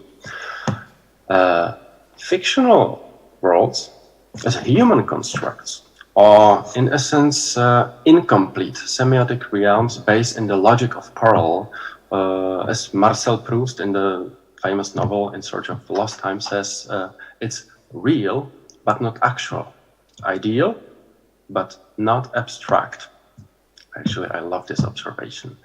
So if you think, let us say, of a prototypical realistic novel, the fictive reality feels very complex, it feels complete, but descriptions and emotions in this world, they actually vary in depth and detail. We also often travel thousands of kilometers within a few sentences, or skip days, months, or even years in the story without actually noticing. In other words, there are more indeterminate places, that's a term by Roman Ingarden, more gaps and undescribed facts than those expressed by the narrator. In contrast to the reality we are living in, the game or a fictional text are inevitably equipped with an important feature, and that is an end. Consequently, the gaps in fictional worlds are resulting from the finiteness of that world. An infinite fiction requires an infinite medium. For example, in the case of literature, a real-time written and never-ending novel. The emptiness is, so to speak, an important part of the game of the so-called concretization, readers, or let's say gamers actualization, and her temporarily mental adaptation to such a semiotic landscape. How can we grasp the phenomena of gaps or indeterminate elements in a literary artwork? How does its effect differ when we are reading prose or poetry? These genres actually might present, I would say, like two poles of a scale. If I simplify it now, the prose prototypically represents modus of a coherent narration, whereas lyrical poetry stands for genres based in the intensity of incoherence. Let me show an example. The following lines are from the very beginning of Harry Potter and the Philosopher's Stone, so it's a well-known thing. I'll read the second paragraph. Mr. Dursley was the director of a firm called Grunnings, which made drills. He was a big, beefy man with hardly any neck, although he did have a very large moustache. Mrs. Dursley was thin and blonde and had nearly twice the usual amount of neck, which came in very useful as she spent so much of her time craning over garden fences spying on the neighbors. The Dursleys had a small son called Dudley, and in their opinion, there was no finer boy anywhere. This seems that we immediately have a relatively clear picture of this family. You have perhaps seen the film, so you perhaps see the film picture of this family. Do we really have it? If you haven't seen the film, then perhaps some of us will imagine Mr. Dursley as a blonde guy with gray eyes, but others as a brown-haired and eyed man. And what was Mrs. Dursley wearing in your imagination? A dress? Okay, and of what color? And how does the young Dursley look like? Is he beefy as his father or rather skinny after his mother? We don't know that yet, and perhaps the narrator will later on give us some instruction to modify the imagination we already have. The narration can be thus understood as a score for our interpretative inputs or stimuli for the imagination when bridging those gaps. The absence, the figure of ellipsis, is a condition for the recipient's participation. The saturation with gaps and indeterminants varies then according to the narrative strategy, to the genre, to the style. And I also try to visualize it in order to make it more tangible. So this is someone reading a prose, and the dots are like the gaps. So, sorry, it's a bit childish, but I'm like 1 week in a quarantine with a child, so that's how I approach things now. In a poetic utterance, we are facing a different situation. Let's have a look on an example by the Japanese poet Matsuo Basho. The poem goes, the summer grasses, all that remains of various dreams. This short haibun, it's not a haiku, it's actually a travelogue poem, is a complete statement in a brief poetic form. And there's actually not much to see. Perhaps somehow yellowish grass and an unclear vision of soldiers' unfulfilled desires. The effect of these poems is based in a simple contrast of those two motives. It would make a little sense to try to fill with imagination the empty, undescribed space around these two motives, because the emptiness creates 99.9 percent of the whole. The saturation here is negligible. The indeterminate places are vast. The relevancy of the empty space is limited here, although it's still one of the key factors. We are rather challenged to focus entirely on three things. Firstly, of course, what is on display here. Secondly, what is the relation between the motives? And thirdly, and perhaps most importantly, what kind of subjectivity and what kind of quality of attention we are actually entering. When reconstructing such a non-narrative, minimal poetic world, the reader simultaneously appropriates the perception. She is adapting a different subjectivity than hers. These are basically two simplified modes of the economy of attention and participation in the traditional, slow, fictional, text-based worlds. In case of prose, we are led to recreate the coherence of a narrative.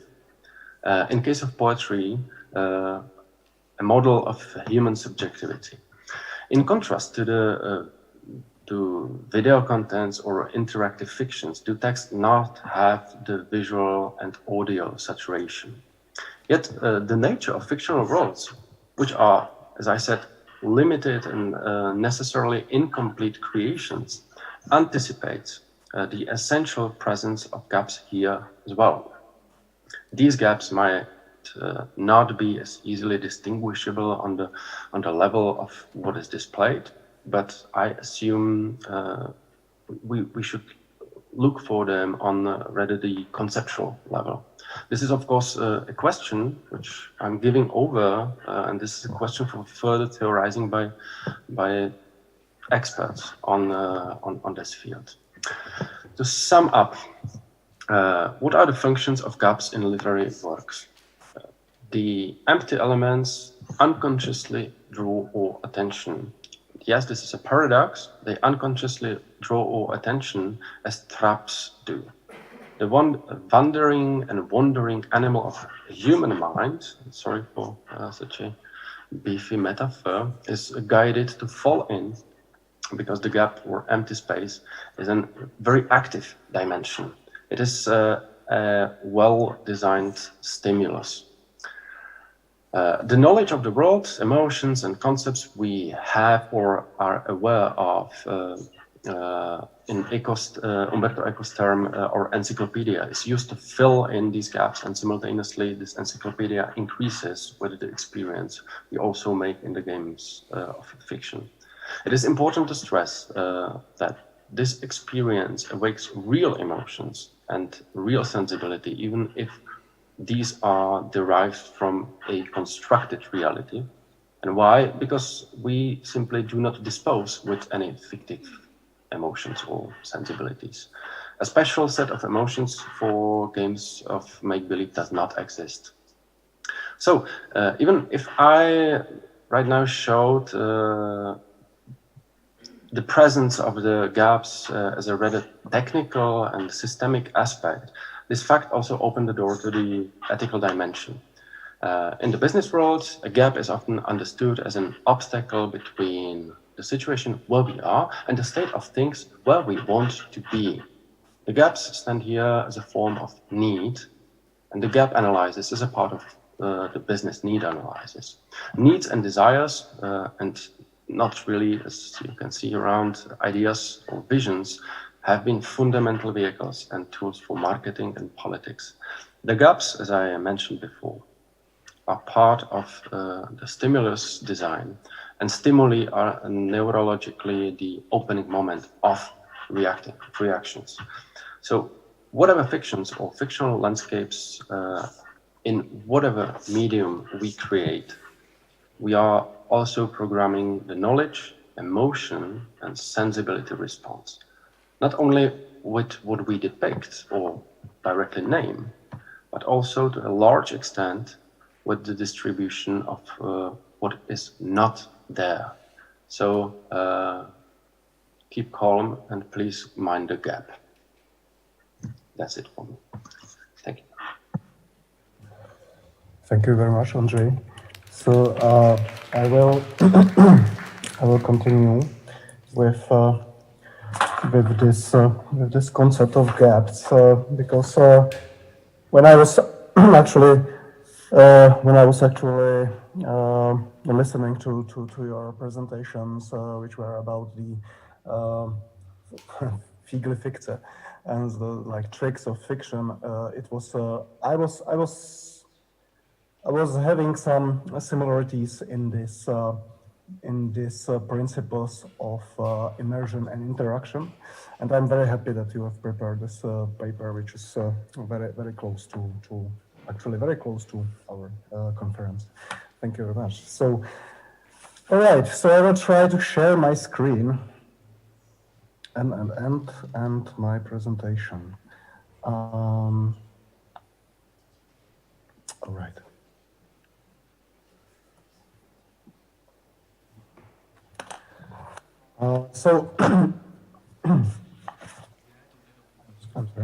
I will continue and speak about the transformation of filmic language in an interactive narrative situation. What is the connection between missing information, cinematographic shortcut, and our mental participation and physical interaction?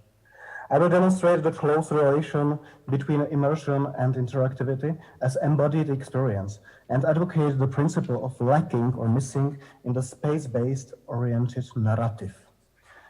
In my art career, I was naturally balancing shown and not shown content. I didn't know that those are actually the milestones of the kinematographic language itself. Framing the scene, jumping from one shot to another, cuts standing for time reduction of amazing lives of our fictive heroes. All this was developed to mimic our perceptual and cognitive principles of looking. We are still sitting in the cinema or living room, staring on this well-organized and properly picked up and organized sequences of someone else's story. We are wearers oscillating between immersion, forgetting on our physical presence in living room, and critical distance. It is only a movie. But how the principle of immersion is developed? It is a coherence of many aspects, but I will focus on one, cinematic language itself. Camera, the same way as our mind, divides the important from less important, formally reducing the seen and unseen. From the perspective of cinematic language, to framed and unframed reality. Aspects of scene triggers our attention, keeps coherency of storyline, and reveals the direction of our imagination out of the frame, where this filmic world, even it is not shown, continues. Or we suddenly hear the strong sound associating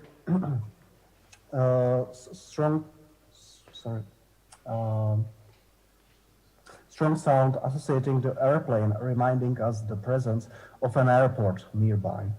Sometimes we are even scared when the coherently built and somehow expectable and trustable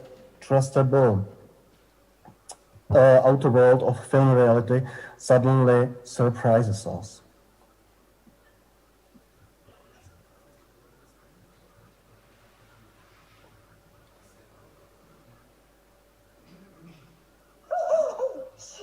Don't do that, honey. I want to see Mommy. That is how we interact with medium of film, and even that we are sitting in our cozy place, in the living room or in the cinema, in the static fixed position, we are moved. I would name this mental interaction. Our mind is actually filling those gaps, empty places of untold, with our own living experience and cultural and historical memory. With different words, not only what we can see, but the sensitively built principles of unseen or unspoken evokes the spectator's effect of mental interaction, which leads to immersion. But when we will step further to the fields of interactive medium, How are those aspects? How are those aspects of mental interaction applicable in the context of physical or physically simulated interactivity? We'll for now liberate our spectator from the dictatorship of the director, letting him decide which direction he will look, on what he will focus, and which aspect of the fictive reality he would like to explore. I'm not telling that the next evolutionary level of cinematography as a medium is a VR headset, but coming from the classic McLuhan theory that a characteristic of every medium is that its content is always another or previous medium. To illustrate the field of physical embodied interactivity, I will help myself with taken over study of storytelling in VR, Taro's World. Conclusions of this study helped me to understand the physical interaction, role of a body in relation to its environment, in relation to staged situation. Goal of the director, Paisley Smith, was figure out how to tell a story about small little boy. They were for over 10 weeks using 3 sets of experiments with over 40 participants and interviewed experts from multiple perspectives, from design thinking, theater, gaming, architecture, journalism, science, and film. They were using methods of experience prototyping, prototyping the physical experience in the real world, expanded on the aspect of audience experience, AX, cardboard glasses with small camera capturing the spectator's gaze. Lines on the floor specified the radius of interaction. Testing the field of view of the space, and so on and so forth. Testing questions was how participants accept their role in the story, how their position to space and their measure of engagement affects the interpretation of the story, and for me, most important, how the visual and space restrictions affects the perception of shown situation and its interpretation. The results of this study are generally applicable to many contexts where our body or our avatars steps into the staged situation, carefully told, no matter if it is digital or analog one. One from the headlines of the study is having a body means being somebody, which is in the context of study speaking about the spectator positioned behind the class or in front of the class, where he is automatically accepting the role of speaker, lecturer, etc. On the opposite direction of the room, spectator experience ghost effect, lacking the possibility to interact, lacking the agency, or experiencing FOMO effect, fear of missing out, important points in the storyline. Why am I showing this study here? Not only to outline the risks coming from inconsistency of interaction and immersion, but also because of transformation of the kinematographic language into the space-oriented dramaturgy. When I will help myself with comparison with film, again, director no longer directs what we can see, he can only manage spectrum of circumstances that the user will notice or not, and its probable timing. This kind of interactivity based on phenomenology of physical is having big potential in the shape of deepening our empathy to living or natural forms. That is what I expect when we will be able to balance physical interaction and mental interaction based on sensitive dosage of lacking. Good example for this principle is interactive narrative Dear Esther from the Chinese Room Studio, which is leaving us the space for imagination, dreaming, and intuitive interpretation of the figures. Us as first-person explorer and abandoned island itself. We are understanding to ourselves and to the outer world from the props spaced on the island. This strategy of missing and constant finding is even written in the strategy of narrative structure of the piece, which could be at the same time map of the island and its hint points. The same way as we were afraid of loss of imagination in the early stages of film industry, film was considered to be too descriptive. The same dangers are coming with the too spectacular language of digital immersive medium. We should understand the necessity of the unseen and untold, and newly may be unable in these 360-degree universes full of possibilities. Otherwise, we will drown in the broad waters of passive spectacular enjoyment, missing the story. So, that's it.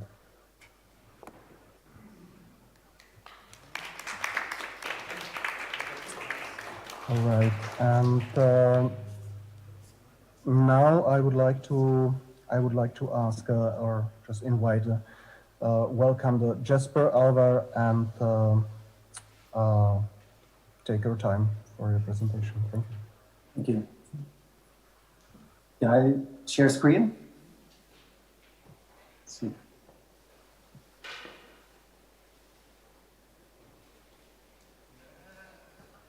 Now we are sharing screen. Mm-hmm. All right.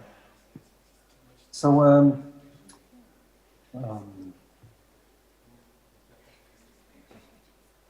this is just for those. I don't know if there are some Czech people in the audience, but I have this text in Czech. That's the original. Can you see it? I'm not sure if I see what you see on the shared screen. We can see Čte Roman, Čte Marie. Yeah, exactly. So I'll just leave that as a kind of backdrop for those who need to look at something, because I prepared some papers. I'm going to read a few papers, and it's not much of a PowerPoint or anything like that. So first, thanks a lot for the invitation, and I think I'm invited, I understood, based on, for example, 2 exhibitions, which I will talk about. And is it correct? I have about 10 minutes. Oh yes. Yes. Yeah, that's all. So I think I'm invited because our exhibitions, which I did with Isabella Grossiola in Prague, I will talk about one exhibition from 2015 in Photograph Gallery, also, which was a collaboration with Tacek, and one exhibition more recent from last year, I think, which was part of the Matter of Art biennial, which was called Audience Without Artwork, and the first one was called Competence. And I'll return to the text you see there online. And I think what is central in these 2 exhibitions is that they are kind of presenting the exhibition as with a certain set of rules for the audience. So it's kind of an environment where you enter the gallery. So it's kind of operating in the kind of gallery context, exhibition context, the art institution audience kind of setup. And many people find it's very strict rules. So it's a kind of a strict rule, which is like one directional. You can see the exhibition only in one way. You can see it only individually. There's not much information because somehow the information is distributed carefully. So it's kind of one stage, let's say, will follow the others. So it's a successive kind of unfolding of the exhibition, which you have to play your parts in it. And I guess that's kind of analog to the gaming, partly possible to think at least, this kind of experience, this individual maybe activity you have, and of course there are other people around, but they're playing different roles. So there's this use, let's say, of this modus of the audience person coming to the gallery with a certain set of expectation.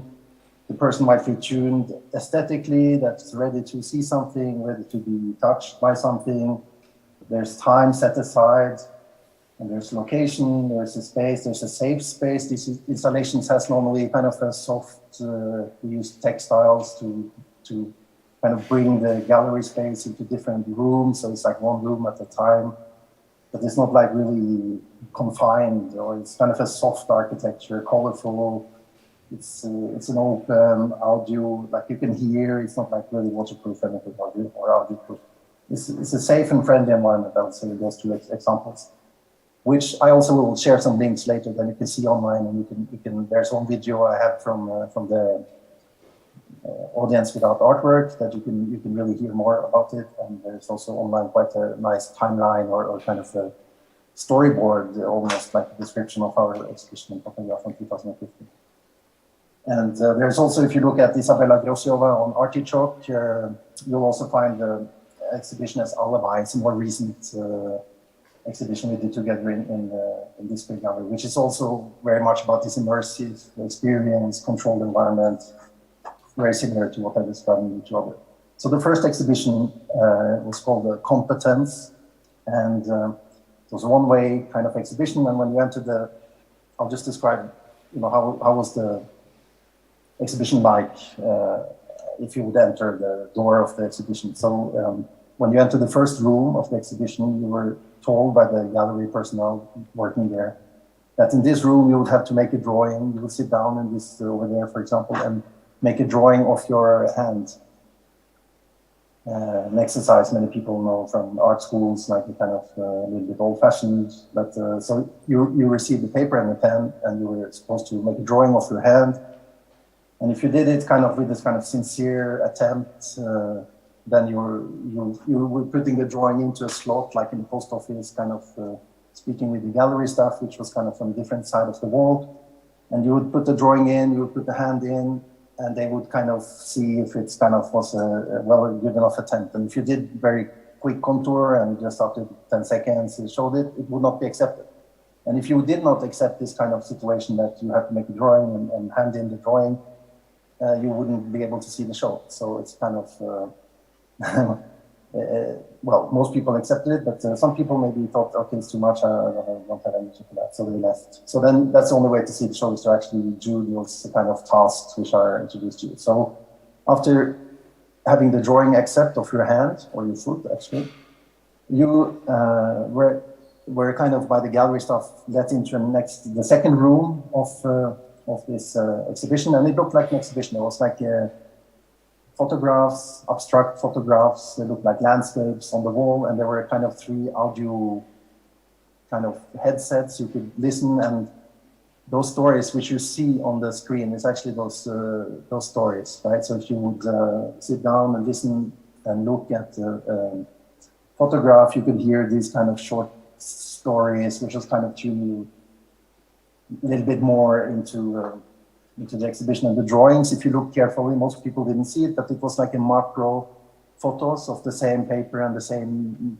drawing pencil, or this kind of, I think it's called pencil, right? So if you make a really detail of the view, it looks like abstract landscape, and the texture of paper looks like a snow landscape.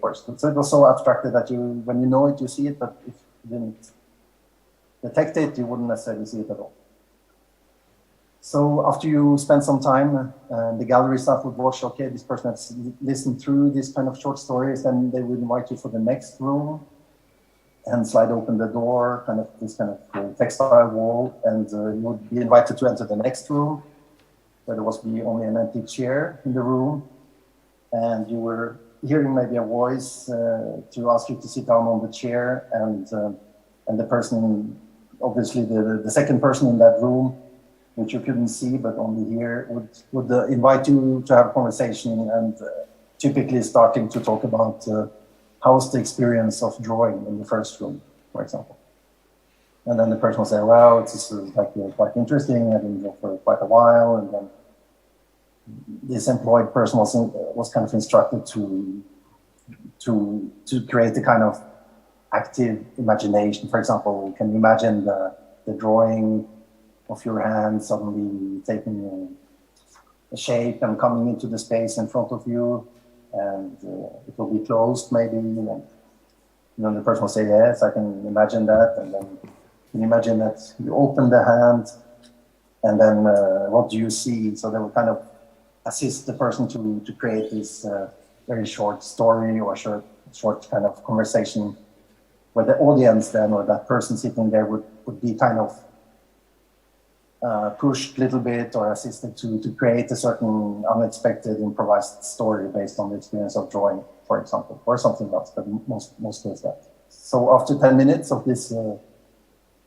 conversation. Then the person behind the curtain would say, thank you very much. There's one more room. We would like you to continue to the last room. And then the person would have no choice than either go back or to accept this last room. And most people accept this last room. And then they came and looked also like an exhibition. They were known in the room, and on the other end, they could see kind of a photograph. And when moving closer, they could notice that it was a photo of their drawing and their hand, which was taken then quietly when they were having the drawing controlled in the first room of their own hand. So it was then framed. We had the frame you could dip, like, and change this kind of printed out A4 paper with a photo for each new person, so they would see only their own kind of drawing or their own handwritten drawing. And then there was a door out, and that was the end of the exhibition. And then we were kind of left in the skull spell as well, and photography. So this is, and that's it. That's the first exhibition. And I'll continue on the second exhibition, and it's in a similar way. It was an exhibition which was now during the Corona times. It was in the Panorama Hotel in Pankrat. There's a longer story why it was there. It was somehow background with the public sculpture, which disappeared, and we used this kind of memories of this public sculpture, that we had kind of an oral depository in this area, that people came and they said, well, I remember this in the sculpture. It used to be here, now it's not there. When it came, people put their logo around it.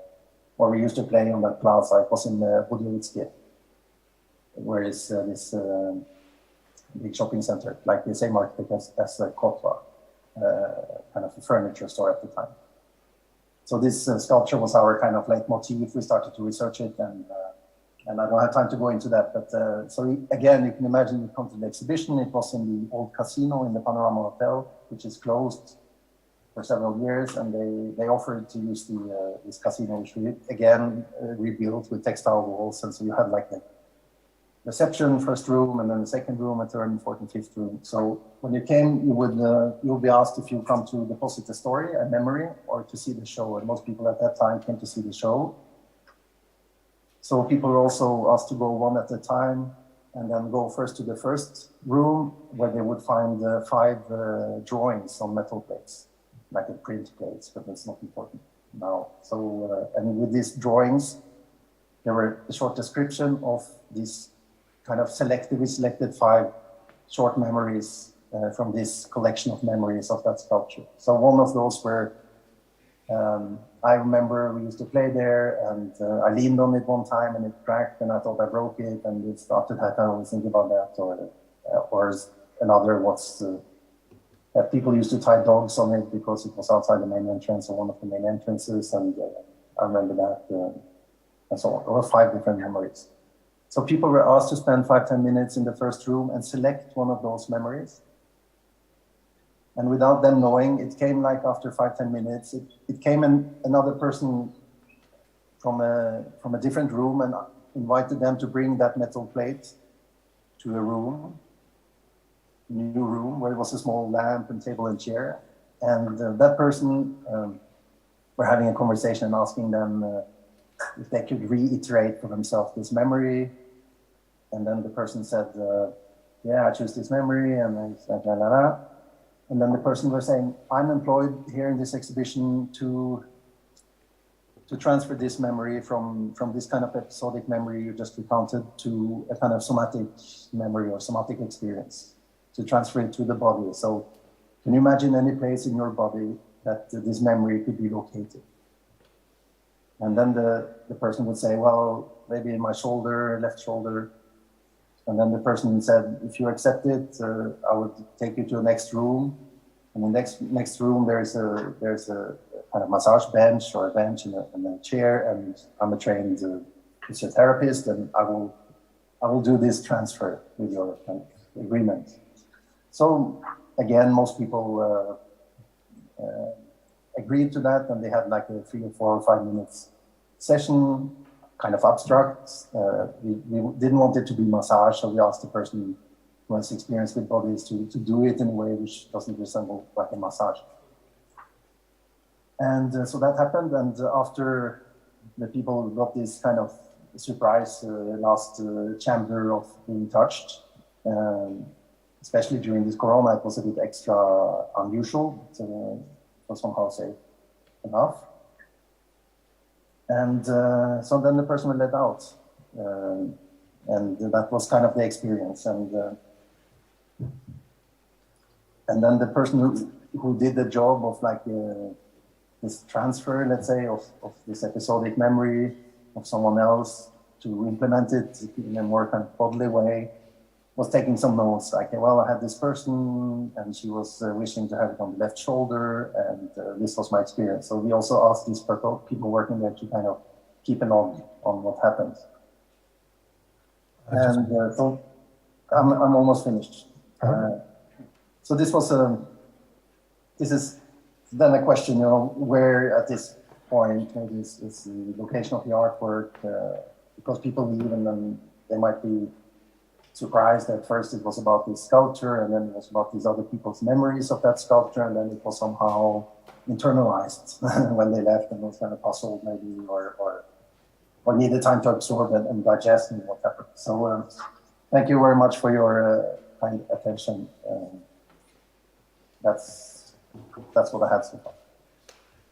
Yeah, just perfect. Thank you very much for accepting the invitation. And yeah, of course, that it seems that like, first panel was nearly much more, or like also our panel is much more touching this kind of in general this kind of layer of digital approach to the things. But let's say that the dramaturgy of this panel was actually meant to get back maybe to the actual analog systems which inhabits the gamification and gamific strategies, leveling up the user, which is going through the various levels of the gallery, and every room means something, and so on and so forth.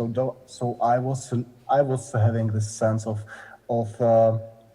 transfer, actually transfer, which is actually not coming from gaming, let's say, but subconsciously you are dealing or working with this language for your own, and I appreciate, because it's for me it's very interesting principle of kind of from my perspective of decentralization and actualization. So thank you very much for your paper.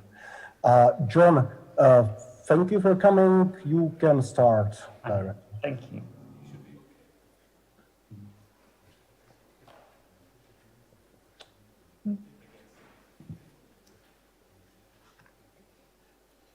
Oh. Can you see the screen? Yes. And you can hear me? Yes. Wonderful. So, I'm not going to talk about games or work, except I'm going to shoehorn in a reference to speedrunning Super Mario 64. But I am going to talk about play and production, and how art is a form of play, and how games might be a way of us organizing a more playful kind of politics. So the definition of play that I want to use is taken from James S. Hans's 1981 book, The Play of the World. And if you know this book, I'm going to assume you know it the same way I do, which is from the excellent podcast Game Studies Study Buddies. If you're interested in the academic field of game studies, it's a very good resource. And for Hans, play is natural, not just for humans, but for everything. It's the back and forth movement of encounter and exchange with the world that all matter engages with. The difference between human and natural play is that human play has a purpose, not in the sense that we know its outcome, but precisely in the sense that we don't. Play begins with putting in question and proceeds ideally until some further understanding of that which has been put into question has been achieved. And so play should, what play allows for is experience. This is experience where we come to understand that things were not the way we thought they were. That is, there are ways to gain or have experiences that aren't play, but Hans describes play as a safe way to initiate and contextualize experience.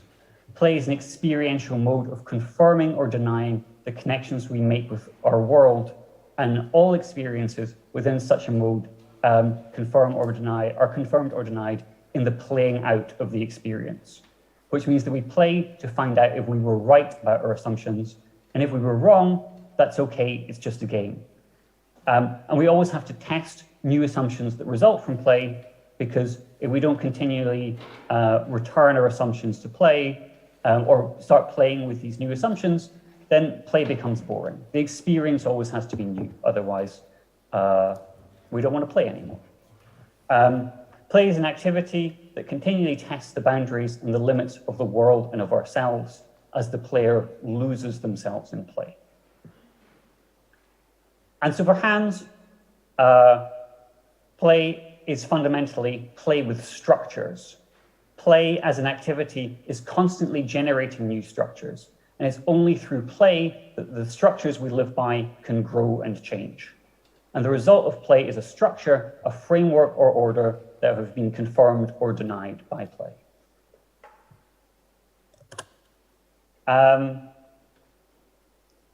So a good game or productive play is a game where the rules can be changed by playing when we found out that the rules we thought we were working within no longer fit our experience.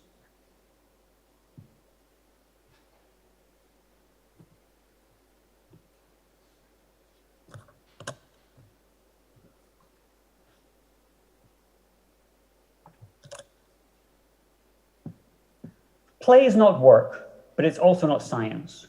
One seeks to play because one believes that the understanding achieved through play is more valuable than the kinds of understanding achieved in other ways.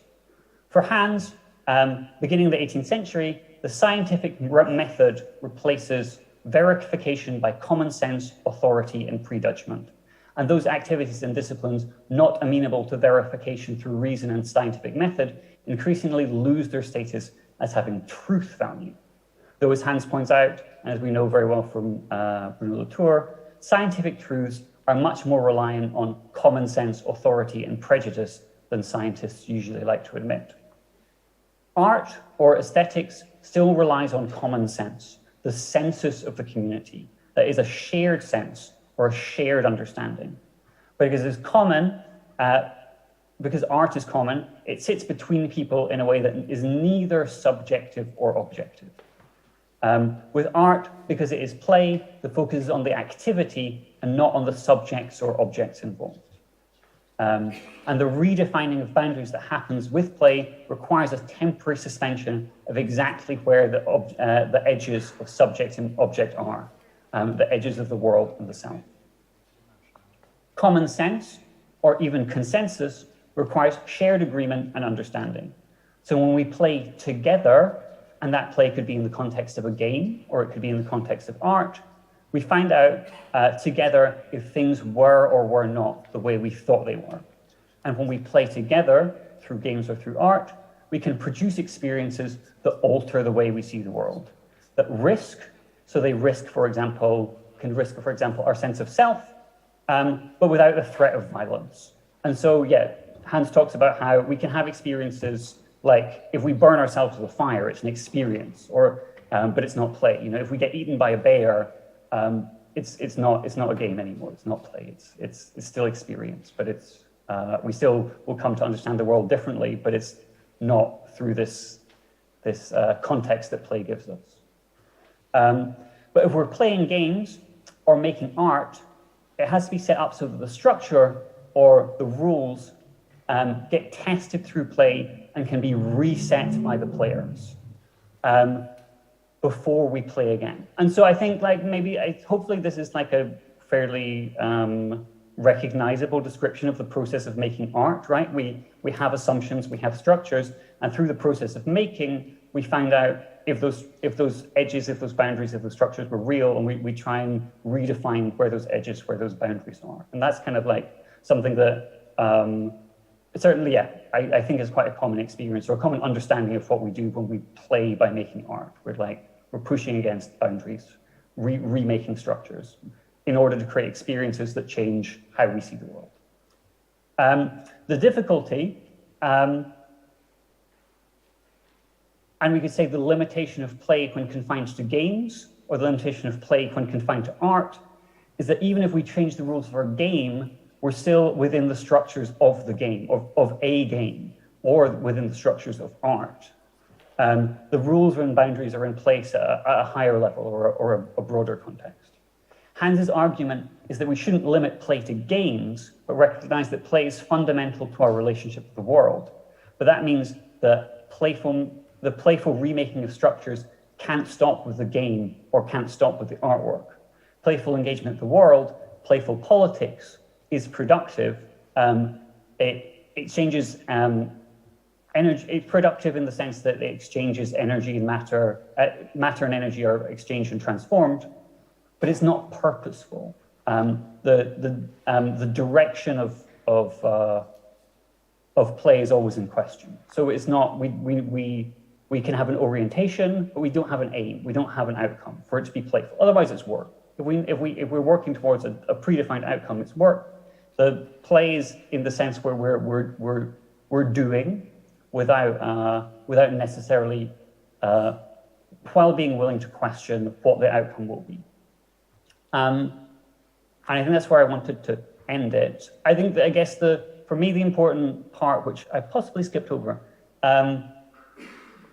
is these things become more complicated when we play together, right? When we want to create this common sense, this shared understanding, right? That finding a structure or finding a set of rules or a starting point where we can play, and together we discover where the boundaries were, where our assumptions were wrong, and together we can reset those boundaries. It's something that's possibly, and I guess for me, the issue is that creation of a common sense through allowing a group of people to create and question and reset boundaries is something that's actually quite difficult in art, but perhaps in games, although games have their restrictions of being defined as being games, there are spaces for that collective or group or multiple play with structures and redefining, resetting of boundaries, resetting of rules. So that was the end. With the speedrunning Super Mario, I guess it's just that it is play. It's play with a game. It's breaking the rules in a way that is kind of fascinating and does change the way you think about the world, or at least change the way you think about the world of Super Mario 64. But it's within those boundaries. It's unable to step outside of the boundaries of the game. It's still a game, and it's still within a set of rules that it can't question beyond a certain limit.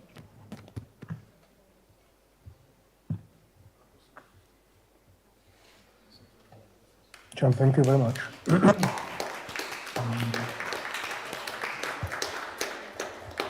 There goes an effect. So I will be taking over here from, okay, no longer. Okay, I will be taking over here, watching my back, which is very pleasant. Here from Academy of Fine Arts, thanks so much. And we're going for the last two presentations here on site. So just let me find my PDF. Here it goes, and I'm going to go full screen. No, this is not good. Okay, fuck. No, I just need it open in like a normal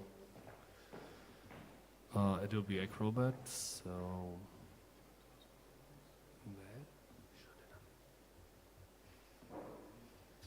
Okay, anyway, this will work. I don't care anymore.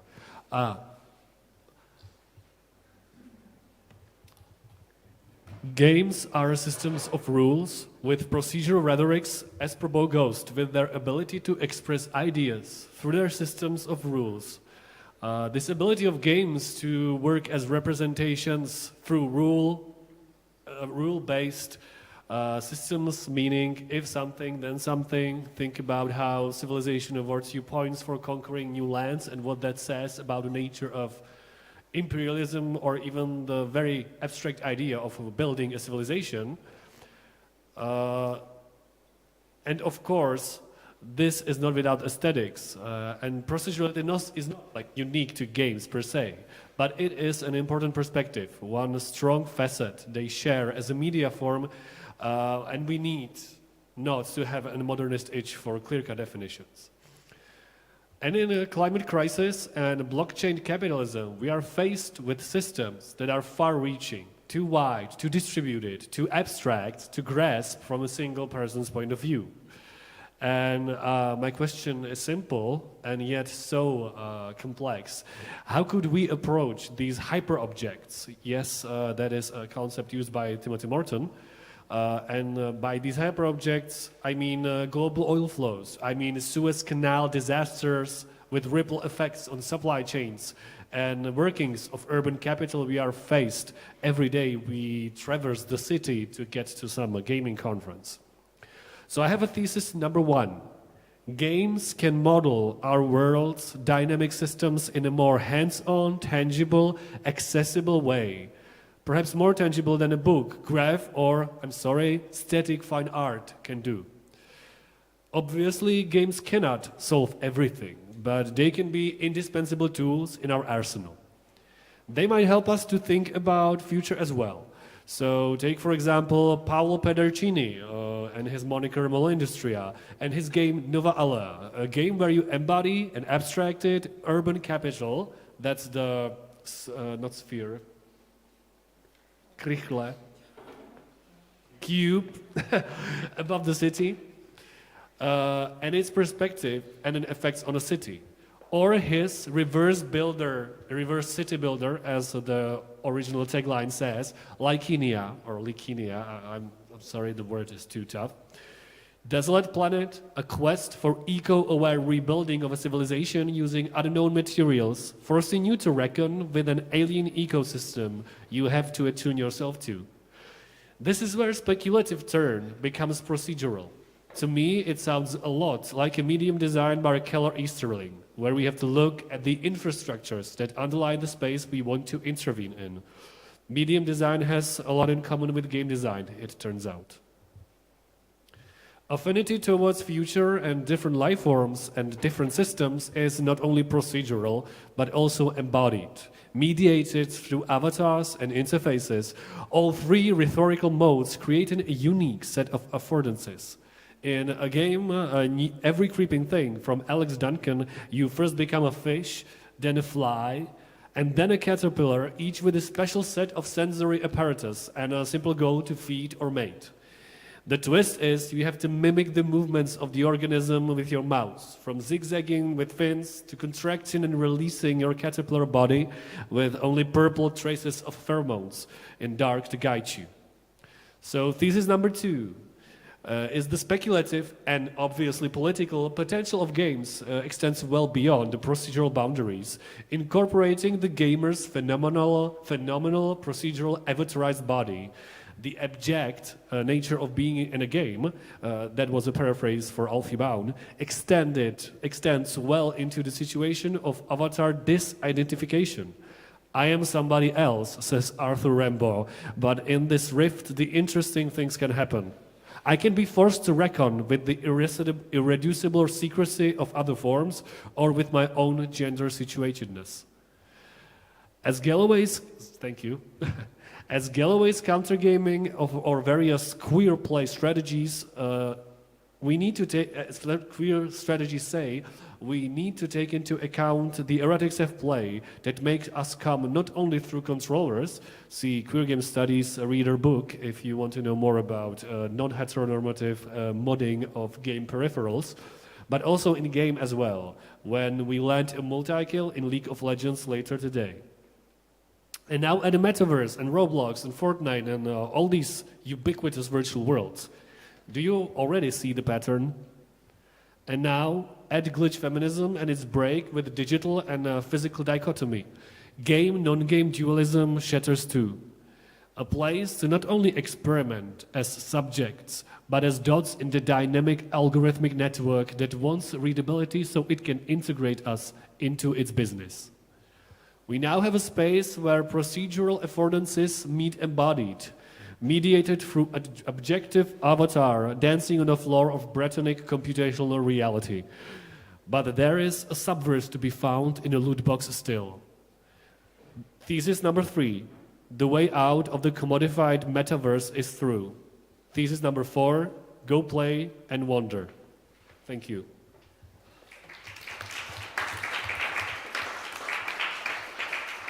And now, last but not least, I have always wanted to use this idiom. Teresa. Well, you...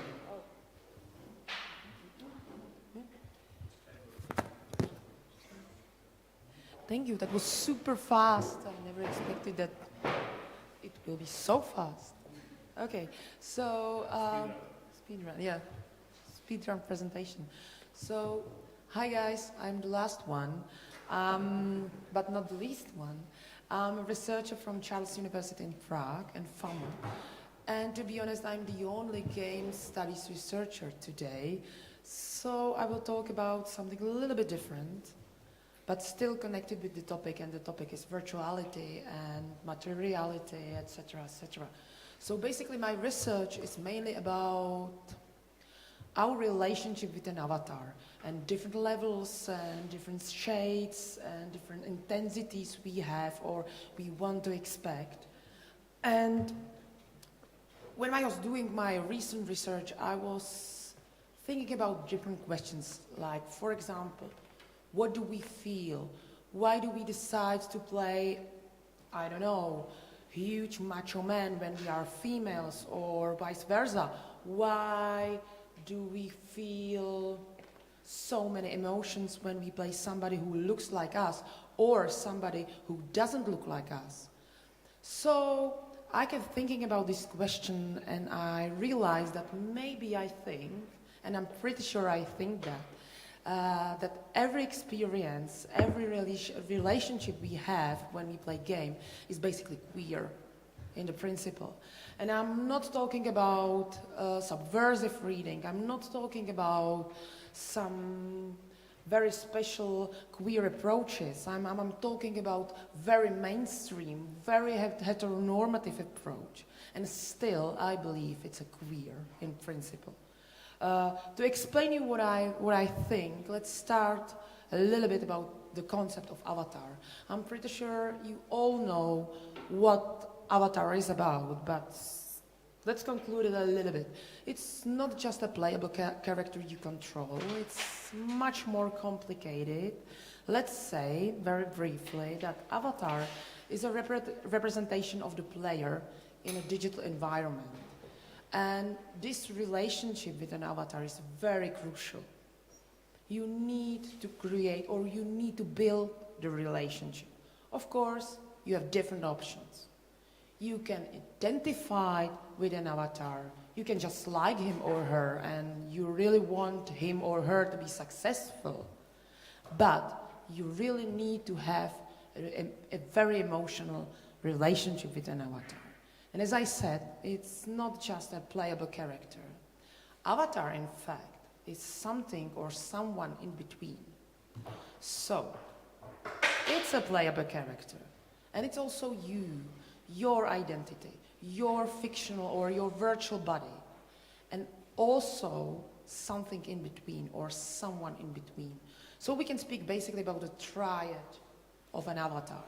So it's a character created with someone. It's also your ideas, your emotions, your feelings, and a combination of the character and yourself. So I was thinking about this relationship, and I was like, okay, we try to build a relationship with an avatar. So for me, for example, it's crucial to play for a female. For somebody else, it doesn't matter. Some people really want to play somebody who looks completely different. So I try to create a map, and I try to create something which can be called a map of choices. Of course, we have different choices, but basically, I think that's a good explanation of all the choices we have right now. And I ask myself, and I also ask my respondents, who do you want to play? What's crucial for you? What kind of feature is crucial for you? So, for example, it can be the list of choices for female players. Of course, they can decide to play somebody completely different. But that's our stereotypes, that's the stereotype we all have in our heads. That female players want to avoid the very toxic culture of masculine average guy, and they decide, for example, to pick games with small girls, female wizards, female heroes, or maybe they don't.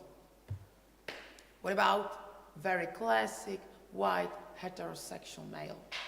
Who do they want to play? Do they want to play somebody who looks better than them, or somebody average, or somebody who is completely different? Who knows that? We have so many options, we have so many choices. So this is the classic stereotypes that we don't want to follow, or we don't have to follow. So basically, in general, we all have a full package of identities we can experiment with. Full package of identities which are, some of them are completely different, some of them are similar, and some of them we believe are same as us. So, and I prepared my recent research, I was thinking about this topic and I was like, okay, we can play a bear, we can play an average guy, we can play a serious killer or sexy female wizard. So, I'm quite low, right? No. So, but what about reality? Is there any connection between all these things we do in the magic circle of video games, but what about consequences? Is there any connection between virtuality and our virtual identities and virtual version of identities and our real biological identity we have, our fixed identity we are pretty sure about? So that was my question. And to explain this question and to examine this question, I'm using different concepts from gender studies, basically.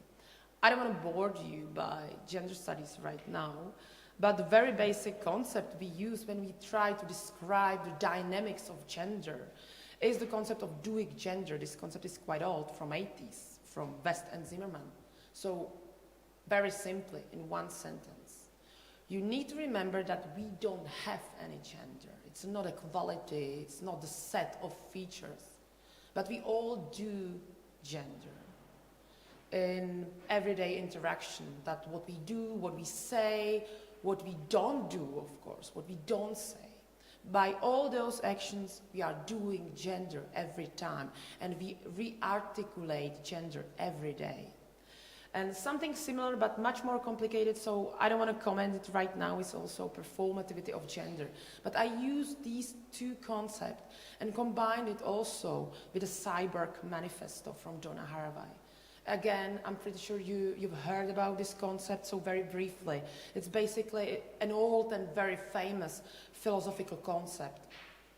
But right now, when we speak about video games, we can say it's not just a theory, but the relationship with an avatar reminds us that maybe this theory is not theory anymore, but it's abstraction.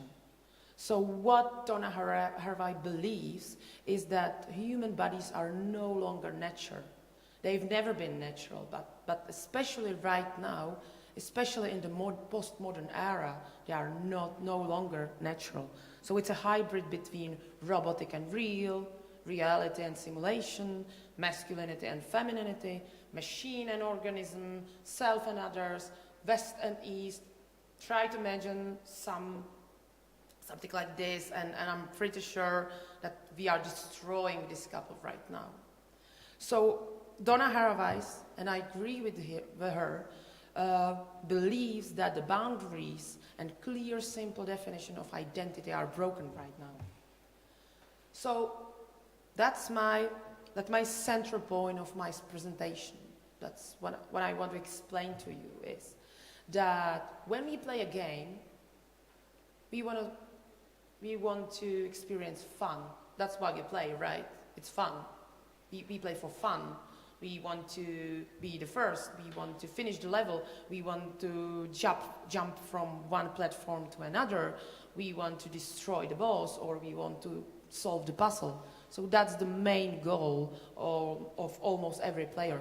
So right now I'm not talking about the queer gaming or subversive gaming, but let's call it mainstream gaming for fun. And I believe in every action we can see some queer resemblances. We can call it unconscious or apolitical queer playing. And this queer playing is a byproduct of fun.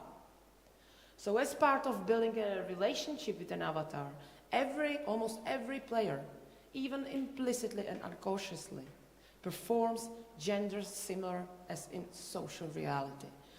So, when we use the concept of doing gender from West Zimmerman, we can say that we all play gender. Even we don't know about it, and even it's not our goal, we just want to play a game. We are not interested in, I don't know, queer experiments and transgender politics and so on. So no, we all believe we are normal heterosexuals, for example, and we play for fun. Even in this situation, we basically deconstruct the stable gender identities. Because, and that's my main argument, we don't play gender. We don't want to practice appropriate gender performative acts, but we play with gender.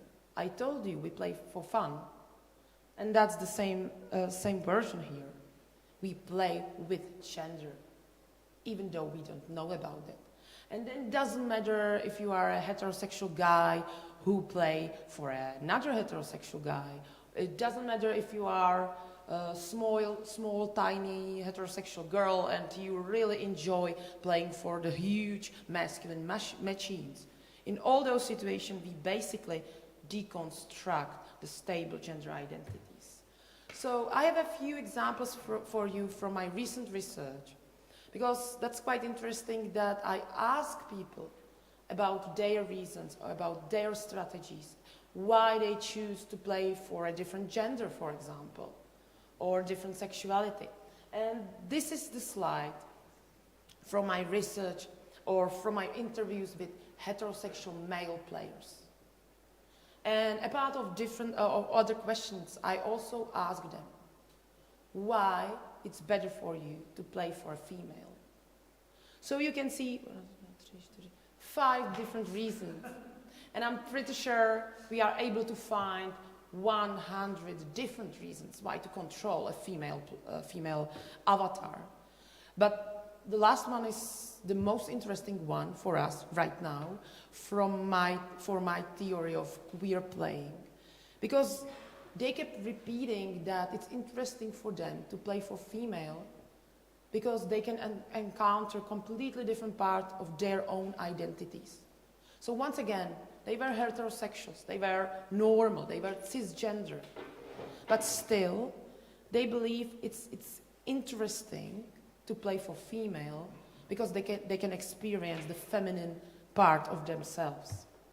Another research, I made also interviews with heterosexual female gamers, and I asked them if it's problematic for them to control a masculine character. We played Uncharted movie especially, which is quite discussed right now because we have a movie in theaters, right? So I asked them, is it okay for you to control a guy? Is it problematic? Do you identify with him or not? And I received different sets of answers, but I like something which I coded as masculine performance, because many of them answered that they played him as a male, or they played him as a parody of men, basically. So it can remind you Judith Butler and her theory of drag. Because Judith Butler believes that when you see drag, for example, drag performance, that's this kind of parody reminds us that gender is a fictional concept. It's not a real thing. It's not a biological thing, but it's just a concept, but a cultural concept. So this is very similar. This parody, this track, they created very, very unconsciously maybe. So when I play, I felt like a man, and my female part is invisible. Or I know I would not like it, but I love these fights. And I asked her, why you believe you should not like it? And she answered, because I'm a female, and that's all. Or another answer, hey, pussy, where are you going? So she tried to lower the voice, and she used completely different voice. So she tried to act like a very toxic macho guy. That was quite interesting. She's my friend. She has, I don't know, 50 kilograms or so, and she was scared all the time. So she tried to use this voice and act like a very macho guy. And another respondent told me I almost felt my own testicles. So I tried to put all these answers together, and I tried to ask myself again, okay, that's great, that's really cool, that's really queer, but what's next? Is there any connection with our real life, with our real gender identity? So does it have any consequences, for example? And the answer is a little bit problematic. So many scholars believe that there is no connection between the virtual identity we have and the real one. And they use the concept of magic circle to say, okay, you are not right, you are just playing games, and that's all. But the magic circle, one of the most important concepts from game studies, speaks about something a little bit different. So people believe that we play games in a very safe space called magic circle. And it's safe, we can do whatever you want to, it's arena for all our experiments, so we can kill a child, I don't know, we can fight a war, for example, and nothing bad will happen.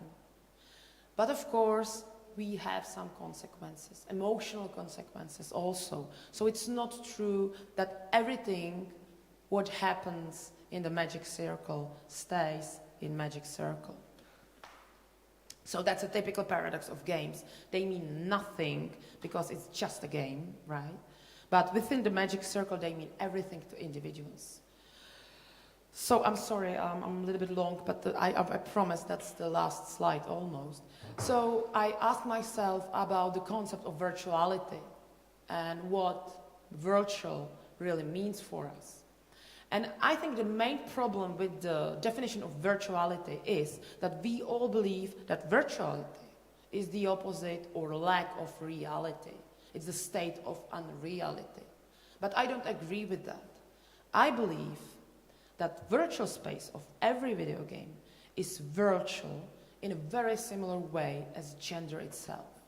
So basically, gender and sexuality are not specific, materially existing entities, but rather a number of influences, events, and regulatory norms that are repeatedly updated in material discursive practices.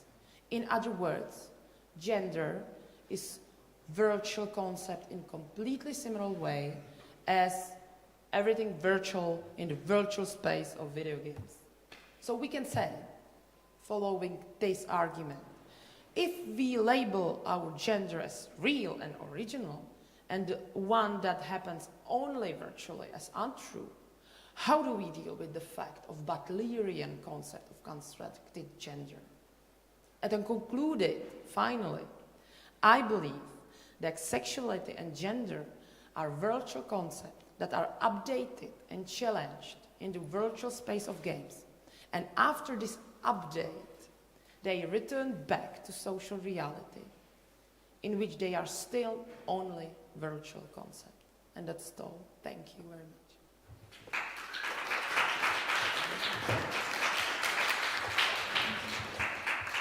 Thank you so much. So let's put on our Zoom friends back again, because now is the time for, I hope, a very lively discussion.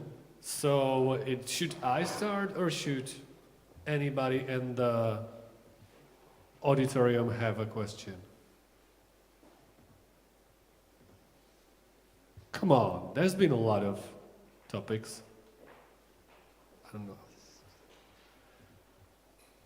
No? Okay, so I will take the liberty to ask the first question that is probably, I don't know, that is kind of a, no, okay, I will stop with a disclaimer. I can take a liberty to ask this question because I'm at the panel as well. So I'd be interested in what the rest of you, apart from me and Teresa actually, have to say about embodiment in play and game spaces, including, of course, Peggy, because the presence of body and the identification with avatars is present even in Mozilla Hubs and in the rest of the works you've discussed in your panels. So please feel free to answer, because I think body is a really important aspect of all this.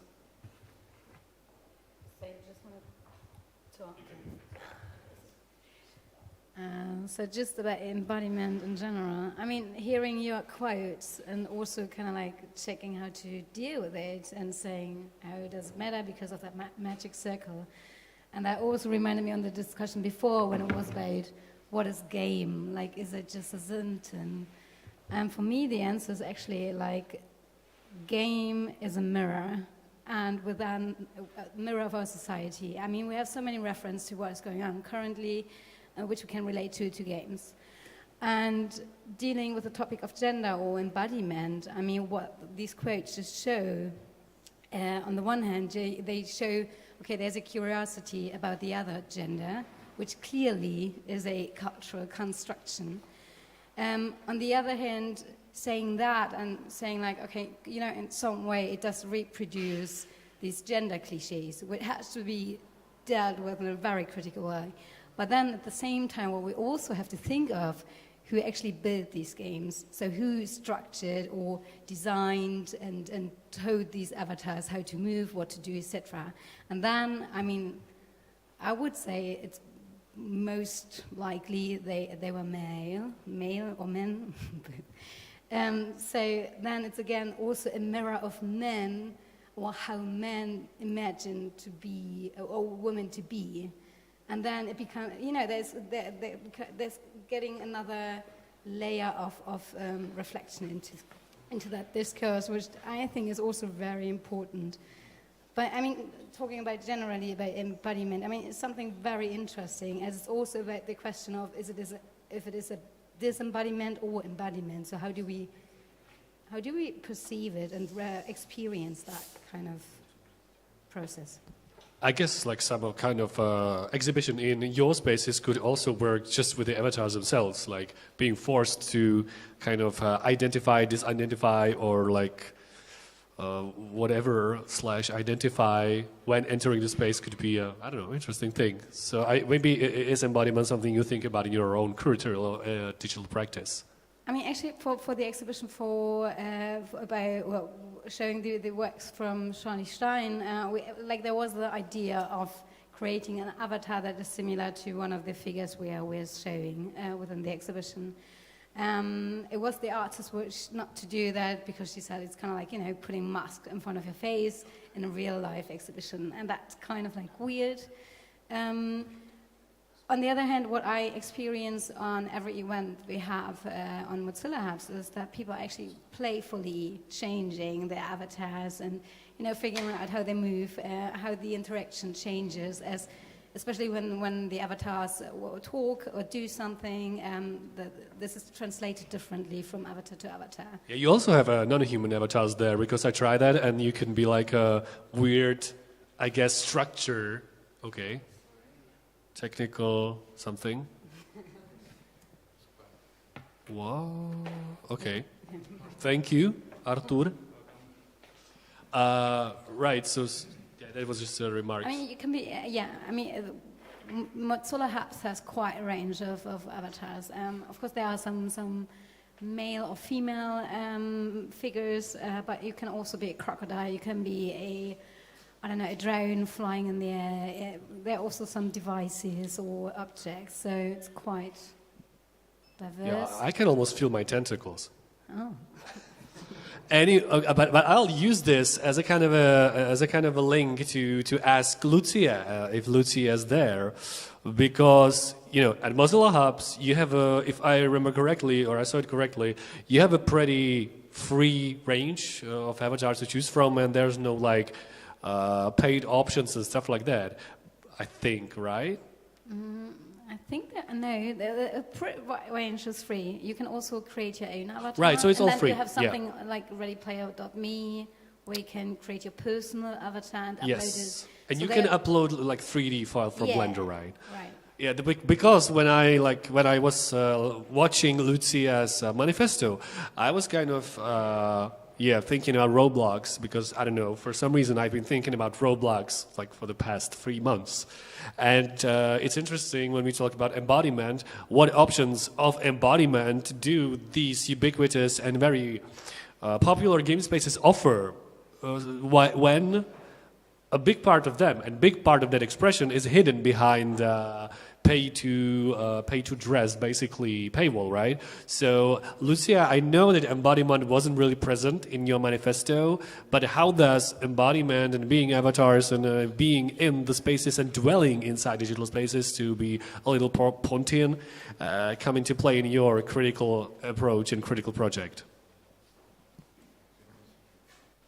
If at all, and if you can actually hear us, which I'm not sure at this point. Okay, probably you can't hear us, guys and gals. But Lucia can't. Lucia says that she's listening to this realize, maybe. Oh, well, okay, so I had a question, but you didn't hear the question. You did or didn't? You can also create your own. Oh, we cannot speak.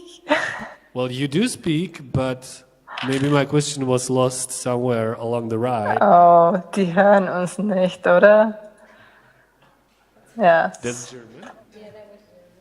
I think maybe Lucia just has a delay. Yeah, right. But John, please feel free to elaborate on embodiment in your critical approach to play, because it's something that you must have been thinking about.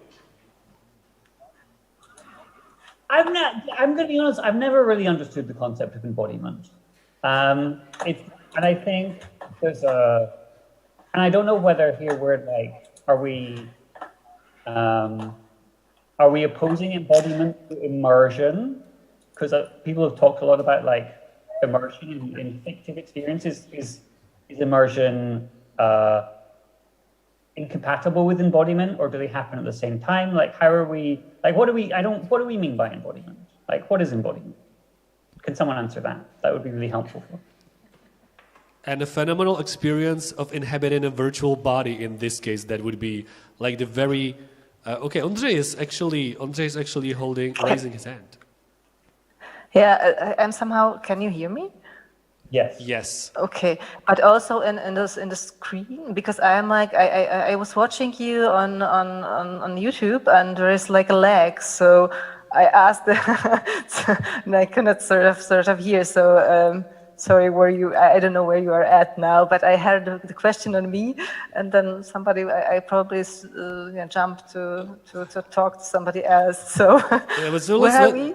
But I guess let's hear Andrzej, and then we can circle back to you. So maybe we have a question, answer with footnotes already attached. So please, Andrzej, Yes, feel free to elaborate.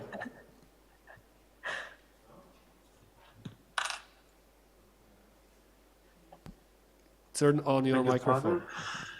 The question by John is kind of crucial, but before that, I still have a remark which might be relevant before answering this question, because I'm not that really sure how far the identification with the avatar is relevant, and from what point we have to admit there is a essential difference.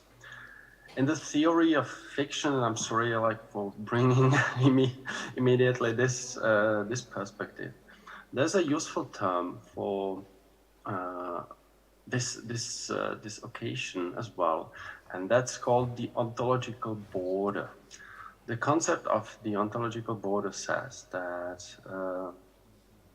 we actually cannot, even if we can, in the semiotic channels, enter the fictional world of whatever fiction, the fictional personas, the avatars, actually cannot enter our world. So it's not a coherent space, but there's a filter, there's a strict kind of division between those two realms.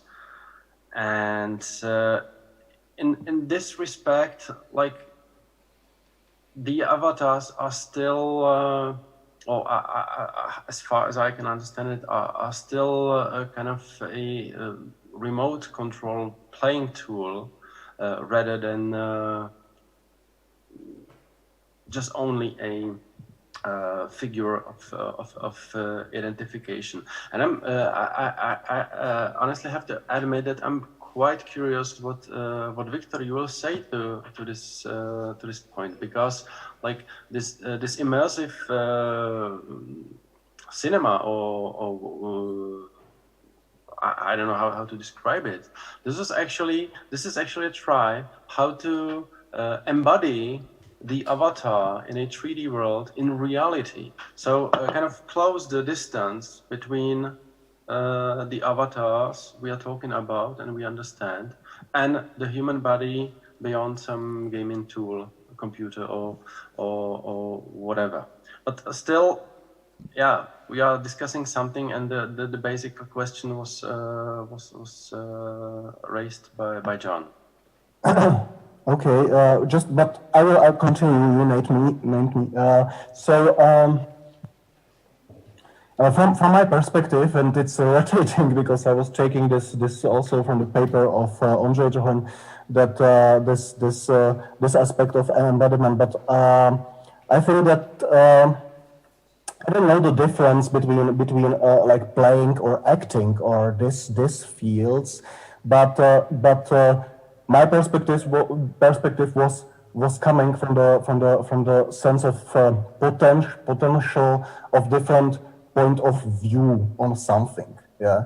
So that the immersion is kind of leading, like progressing the immersion is having the potential of empathy, and empathy of the forms of the thank you, Ondřej, of human or unhuman forms, let's say. But from the perspective of, for me, from the perspective even of the change of point of view, maybe, yeah, or maybe sense of the time, because we are totally, let's say, that's the problem as us as individuals is that we are measuring our appearance in the world throughout the human time schedule or time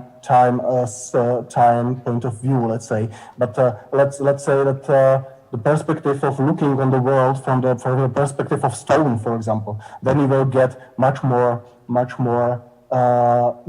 widening space to think even in the directions of environmental thinkings, let's say. Yes. So that was this perspective when I was naming this principle. Yeah.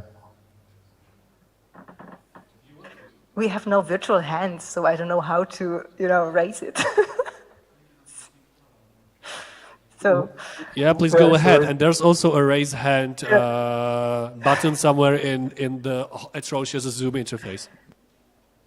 Okay. Yeah, I didn't find it somehow. I was also not paying attention to the virtual hand. I don't use Zoom. I don't like Zoom. But if I may, just 2 points to the embodiment. It's for me. It's like, yeah, two important parts. As you already were talking about it, I think it's the epistemological or this cognitive, scientific part also, which we cannot sort of mess away. because this immersion, which is also important, or which is also so, if it works properly, if you have enough good quality and fast response, then the immersion is pretty strong. So actually also your visual cortex and your brain is reacting more to those inputs. So for example, there was also this how to inhabit avatars. There is this concept of homuncular flexibility, which actually also, I think Jaron Lanier came with in the 80s, being a lobster. Like they tried to research also already in 80s, and now it's more and more research on it. Mari Gonzalez Franco is really a good female scientist, which is doing great research on it in the immersive environments. But in the concept of homuncular flexibility, it is about that how fast your body learn to inhabit different avatars, like how fast I can feel comfortable inhabiting a lobster with 4 arms or 8 arms or so, no? And when it becomes confusing for my brain. And this also, we can also go to gender topics, to everything with it, like how I feel when I have a black body and an or body or something. There is a huge topic in research who is on scientists which are doing different research on it. So this is really like what a game, when I am seeing it on a screen, is not. It's not going so inside my this missing half a second, no? Like this affect theory, I think this is not a new term for most of you, but this is what in 3D realm and except in virtual and augmented reality works really, really hard and really fast. And the second one, the second side of it, for the embodiment, is the question of data, because when I am programming the environment, I need exactly to know where your hand is, like this, like in the space, in the 6 DOF space. I need to know it to really program it there. Then I can touch the virtual object, and it will react, which is the fact which works in my brain, so that is. Create this illusion that I am really there, or this 3D object is here in my physical space in augmented reality. And this data, this is what I know. I know how high are you, where is your hand, what is in front of you, sort of. No? So this is, and this is the question: who has it? So for me, it was always from this post of the parts, and yeah. So yeah. But the basic question from the beginning was about the Mozilla avatars. Yeah, you can create your own; they're free. And the question of John, I didn't hear. So, yeah, maybe you can repeat it. I mean, I think you answered it about like the relationship of embodiment to immersion, and it's they happen like in your description, they're happening at the same time, right? Yeah, like it's happening really, really fast. If the immersion is the feeling that you are somewhere there, that you are somewhere else than in your physical space, that you forget this physical space. It's the same when you're reading. No? That we had this beautiful examples also from Andre. When I am reading, I am actually immersing into the book. I am there. I feel it around me. So this is the same. But in VR, we have to really made it everything and we need so much energy and everything for it to really create it, so our brain believes it, what we really see. So it's simultaneously. If it's not simultaneously, then you don't believe it, then your perceptual apparatus will have dissociation, and then you don't believe it. It's like this epistemological dissociation, as for example in semiotic, it would be when in speech. Then, what are you eating? A house. So it's like, it doesn't fit. So you are out. You don't believe it anymore, sort of. Yeah. Thanks so much for the discussion. It's been really interesting. I think also I'd like to ask Jesper, actually, because I have first question is, jak se to poslouchá? How is it listening to all this? And the second question is that isn't, I guess, more virtualized digital or something like that, working with the body interesting to you or in your own experimental or artistic research praxis? Because what you described in your examples had a lot to do with the body as a site of, I don't know, transformation, or I guess some kind of, I'm going to be super smart here, embodied knowledge that is not really rational, but you know what I'm getting at. Well, thanks a lot for your question, and I think it's surprisingly, how to say, relevant. Or I didn't think it's not relevant, but I haven't been like focused or theorizing around gaming, but it sounds like this discussion sounds like close enough to keep an analog parallel, like to these kind of games, let's say, for this context, like those exhibitions are, or those proposed structures, which are a bit similar. And I'm listening, and I'm kind of, I didn't yet theorize these kind of exhibitions, but I see there are many possibilities, like to maybe embodiment could be one line of following up and maybe integrating some of these exhibitions concretely as, or similar exhibitions that I'm doing more recently into a theoretical context, which might resemble or use a lot of these, I mean, there hasn't been one presentation which is not really having a touching point, I think. So even if it's analog, it's kind of online, offline, it definitely has this kind of, this body. And I think in our context, it's not so much like, I would say, augmented reality, or that but it's more like, inversing or internalizing. So it's like an inverse augmented reality, because you're really digging, which in a similar way that therapeutical methods and principles are doing, into kind of those hijacked bodies which are coming into the exhibitions and they are open, and they are ready, like, to be having a certain kind of experience, and they are the ones who have to kind of to guard the borders of how far, you know, they want to be affected or can be or dare to be kind of affected. Oh, that's a really interesting concept, I guess.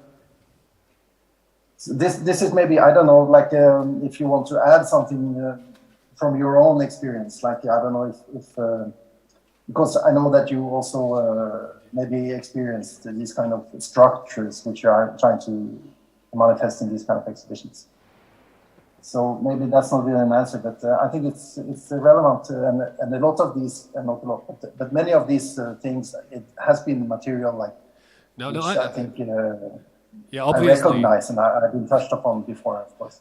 I wouldn't worry that much about not being theorized enough, because I think one of the purposes of this panel is to kind of open up the perspective on I know different practices and also the understanding of what happens inside virtual worlds. And I think your praxis shows, and also the talk about embodiment, and this is probably an answer to John, also shows that not all knowledge that we gain inside a book or also inside games is discursive and like reducible by semiosis, and a lot of it happens on some different register of I don't know, epistemological knowledge or something. But I'll use this very long sentence as a kind of a lid on this part of the discussion, and I'm going to ask one last time if there's somebody in the audience who wants to ask something our fellow participants. It doesn't have to be about embodiment. This is actually, embodiment is forbidden word now, probably. Nobody? Really? Okay. So I guess, is there something I forgot to say, or is there some question that you think I should ask but I haven't and you want to respond? Can I ask a question? Obviously, yes. So I'm just interested, like in the, Andre and Victor, they both talked about gaps, or like the spaces or the blank spaces. And I guess also in Jesper's, there's kind of some of that going on in the design of the exhibition that Jesper talked about. I'm just wondering about like a lot of, I mean, I guess this is maybe, this is an issue with VR especially, but with other mediums as well, is that they become these, but similarly to reading a book, like it's an individual experience, right? It's like designed as an individual experience. And I'm just interested about these possibilities of like how we can fall into these gaps together, right? Are there ways that we can set up situations where we like more than one person can experience, not like, and it's interesting because obviously Jesper's design, a number of people experience the same thing, but only one at a time. Like it's really strictly like individual repeat experience, and which we can also find in games, right? Like it's not many individual repeat experiences in some kinds of games. So I'm just wondering about these, what kind of structures, I'm genuinely interested to like think about this more, like what kind of structures can we fall into? So like, if anybody has the answer, please do answer now, and please, I'm sorry, but do it briefly since we are quite late in the schedule. Somebody's raising a hand? Answer quickly. Okay, yes, okay, nice. Yes, I just wanted to mention that we tried, because we had one request for this exhibition in Display Gallery in Prague, which we'll call exhibition as Alibi. There was one school group, one teacher, art teacher, he wanted to bring the class to the exhibition. So we made kind of a special walk through the exhibition that we used one volunteer, one of the students in the class. He said, okay, I'll be the individual. And then the rest was kind of a group, just flies on the wall, kind of, or I'll say they came with him and observed his experience. And I think there's a potential there. I'll just say that it worked quite well, and the people who were not the individual, they had a lot of similar kind of experience. So I think it's individually constructed, but it could have a huge potential to have this kind of pedagogical kind of aspect, at least. So that's my short answer. But it worked well. I think there was a good response from the teacher and the students. Thanks.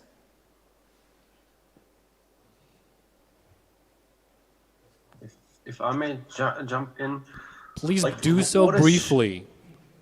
We are late. I don't want to cut you, but sorry, this schedule, and we also have one intervention. League of Legends tournament to go. Yeah, just very, very briefly. What might be not shared is the actualization by every single reader or participant. But what we do share are actually the instructions in the room with the gaps. And this shared part is actually talkable.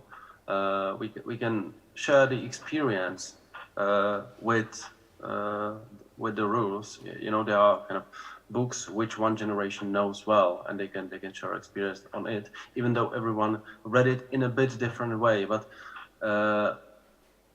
still, the instructions or the rule book of the whole is something which is perceived collectively. So you are actually not alone with the content, because others do that as well. And thank you so much, because it's the same as here. We are not alone here in searching for the gaps inside the game or rule space. So thanks so much for all the participants of this panel and of this position papers. Thank you so much for being with us on the Zoom. And now we are going slowly transitioning to the laid-back portion of this conference. But first, please, an applause for our great speakers. Thank you. I hope you can see us, though. And now, yes, thank you. Thank you. And now we have like 15-minute break until 6:45, and then we have intervention by No Fun Collective featuring Tereza Krobová about different ways of avatars and embodiment and the weird global avatarized empire of marketalized characters, I guess, or something like that. And then we will have League of Legends. So thanks so much, and I don't know, take care. Oh, it's so sad not to be there. Shout out to Teresa also. Yes. Okay.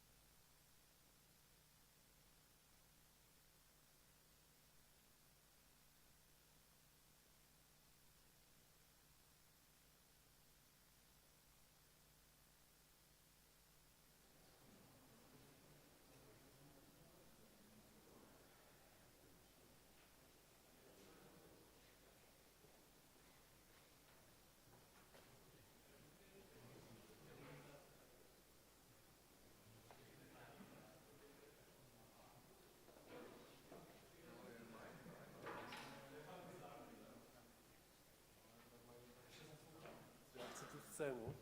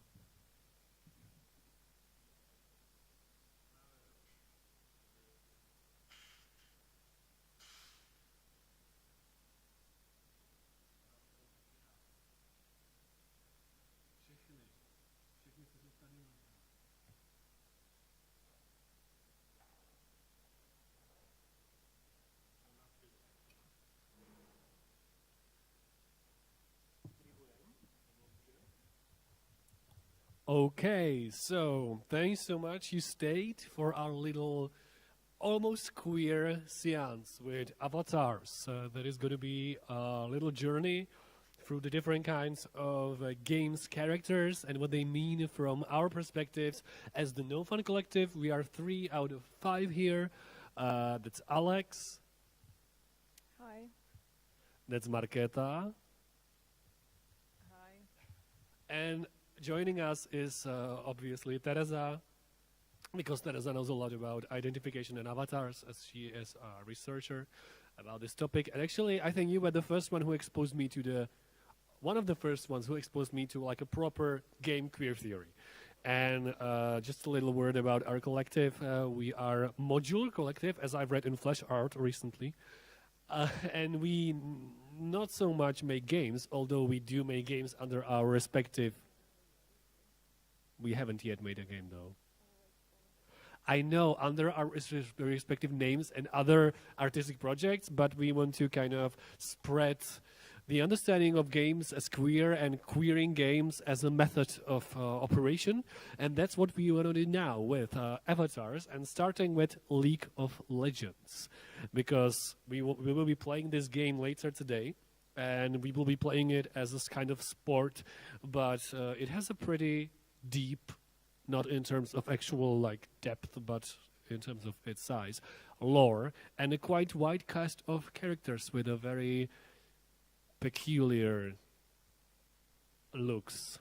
And we have opinions about that. And we'll be starting with much more mainstream ones, and then we'll be getting deeper and deeper into some sort of art indie territory, and away from representation towards some sort of transgressive identification. But for now, Alex, you have opinions about this band, which is actually a K-pop, virtual K-pop band called KDA, which is totally, I don't know, it's quite a good pun, but also quite a terrible pun at the same time. Are you sure they're all not the same girl? Because, I mean, come on, like, I don't know that much about League of Legends, but from the little that I do know, it seems like for all of the women, the same 3D model was used, while for the men, the characters are all different, which I think is not that great. And at least for me, it was one of the things that made me discard League of Legends as a game I would even play, I guess. We're getting into the first, not hiccup, but the question here is, you know, and that's actually a question for the rest of you, is as with every strong female representation, there's this double-edged sword, I guess, when some people would very happily, and if you look up Twitch streamers, very happily identify with this sort of aesthetics and looks as I guess, a very strong embodiment of feminine energy, but at the same time, come on, one does not have to read John Berger to know that something is off here.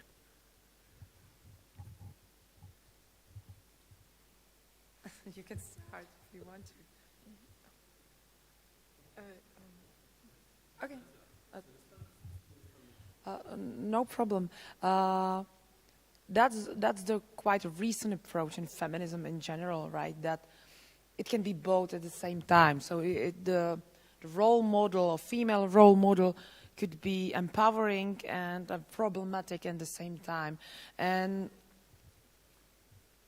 wow. She had to be there. She had to be there. Okay. And I'll explain why in a little while.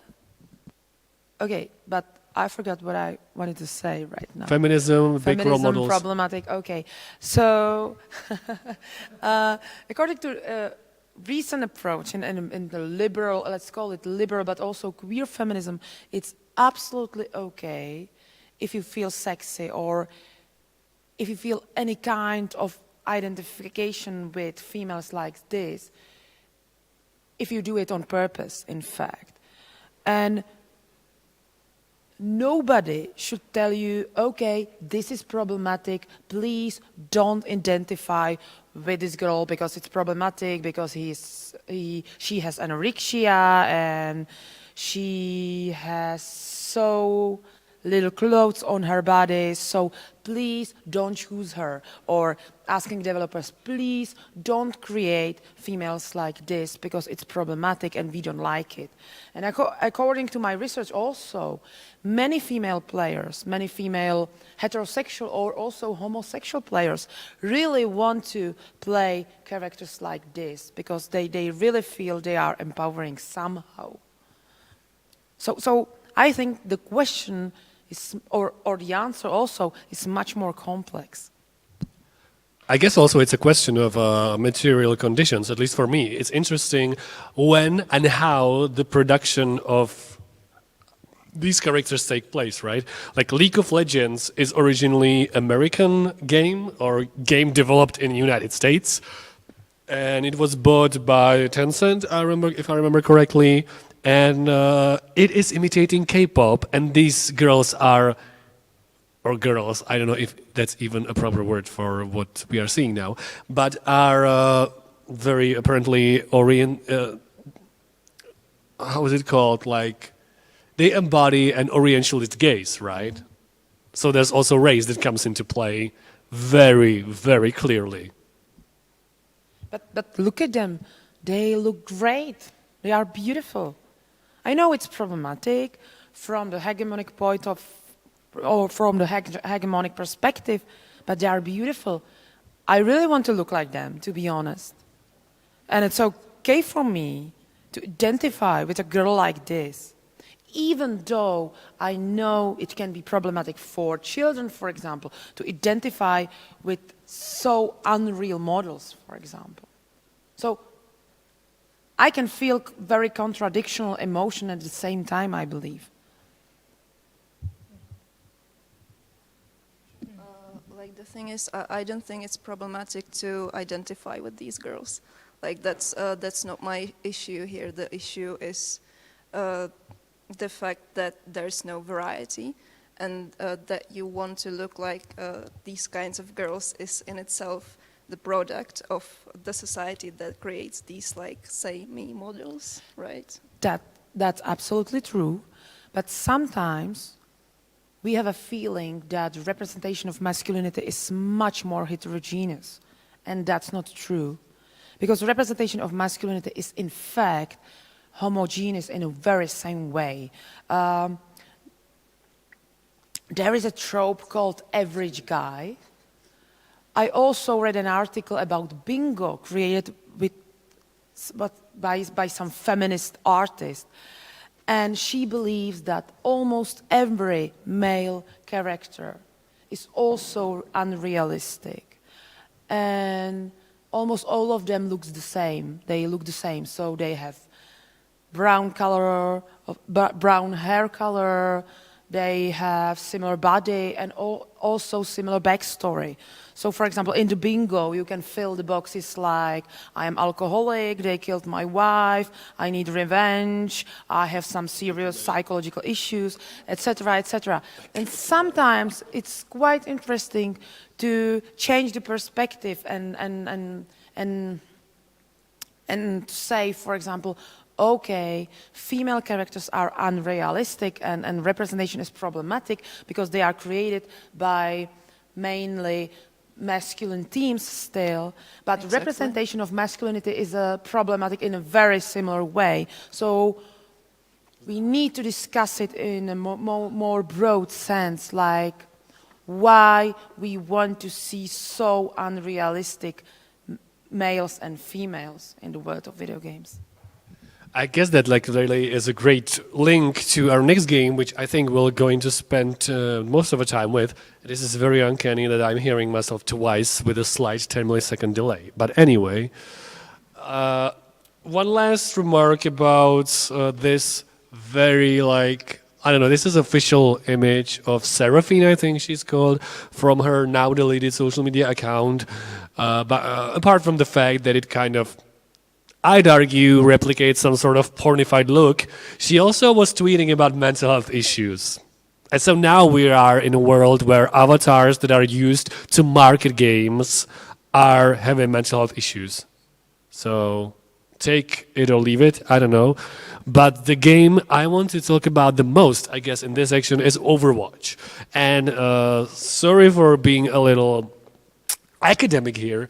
What really landed with me was this book that's called Open World Empire, Race, Erotics, and the Global Rise of Video Games, which argues that in the previous era, most of the global big games were really laden with a bad representation of gender and racial stereotypes. But now what we have is exaggerated representation of racial stereotypes, but in the multitude. And the best example that the book gives is Overwatch, which I don't know if you know Overwatch. Who plays Overwatch here? Who gave money to Blizzard? This is not a trial. Okay, anyway, so Overwatch is a shooter, a team-based shooter with a slight MOBA like properties where you choose your hero or heroine, and you can choose from the multitude of different body types, different races, different ways of being. You have cute Asian girls, you have muscular Russian women, you have Latinos, you have almost every racial stereotype there. How does that work for you? What? Animals. Bears, I know.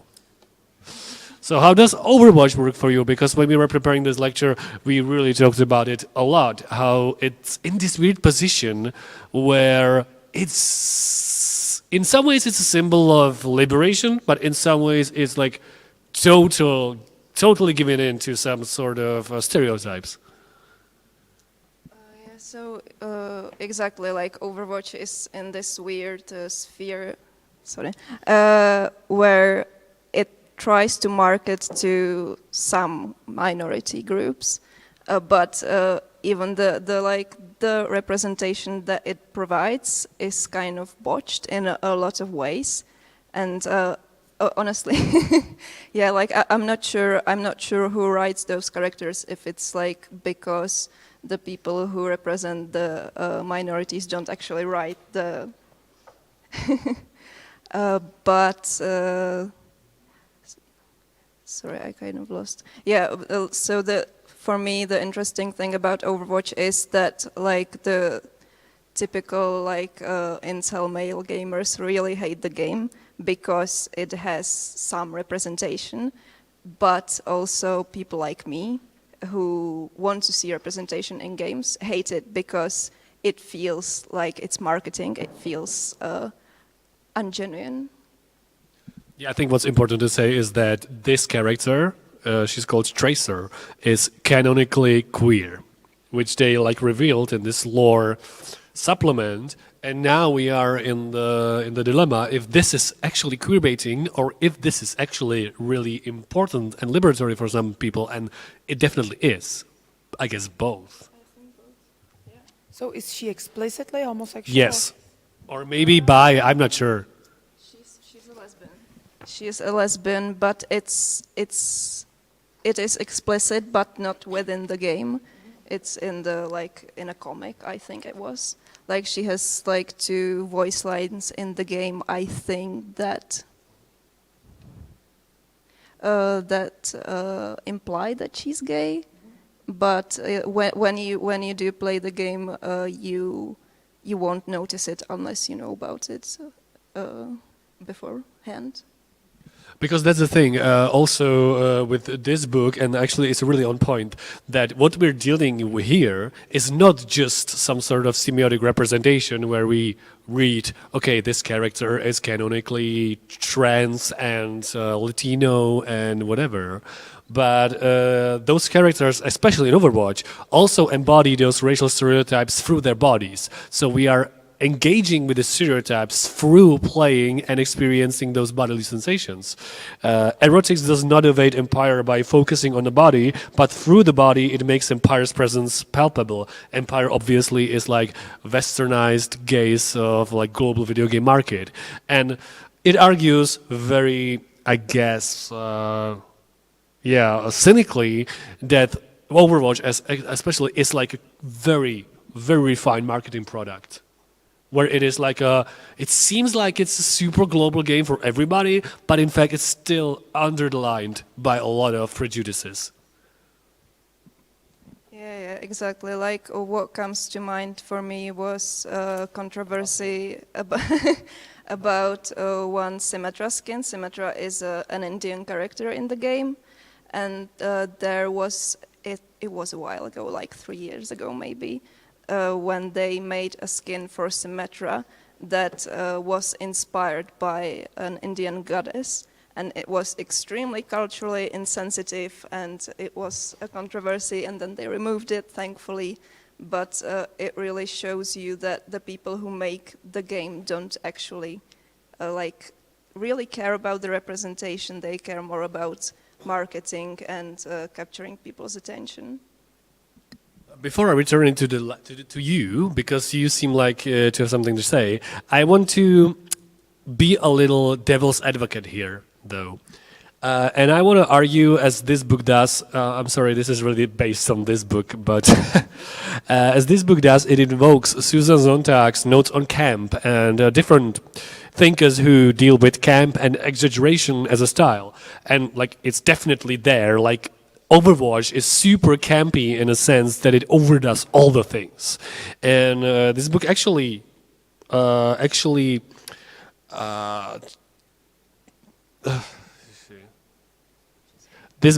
interprets it as a liberatory or a potentially emancipatory moment, that the quote-unquote ironic untruth of these representations allow them to be played in a ways that do not replace one's identity but function as an additional layer. And in downgrading the serious, camp expresses a love for the unnatural, of artifice, exaggeration, in other words, a love for queer non-normative being. I guess the argument in colloquial terms would be something like, because camp is so much overdone, it unearths the constructedness of it all, and thus makes us aware of the constructedness of the, I don't know, feminine identity, racial identity, whatever, in the real world as well. I think Teresa has a point, though. No, you were nodding your head, I saw that. I'm a little bit lost, so I don't know what to add right now. So if you want to follow me up. Okay, maybe we'll get there. I think the book is giving Overwatch too much credit. Yeah, I also don't think that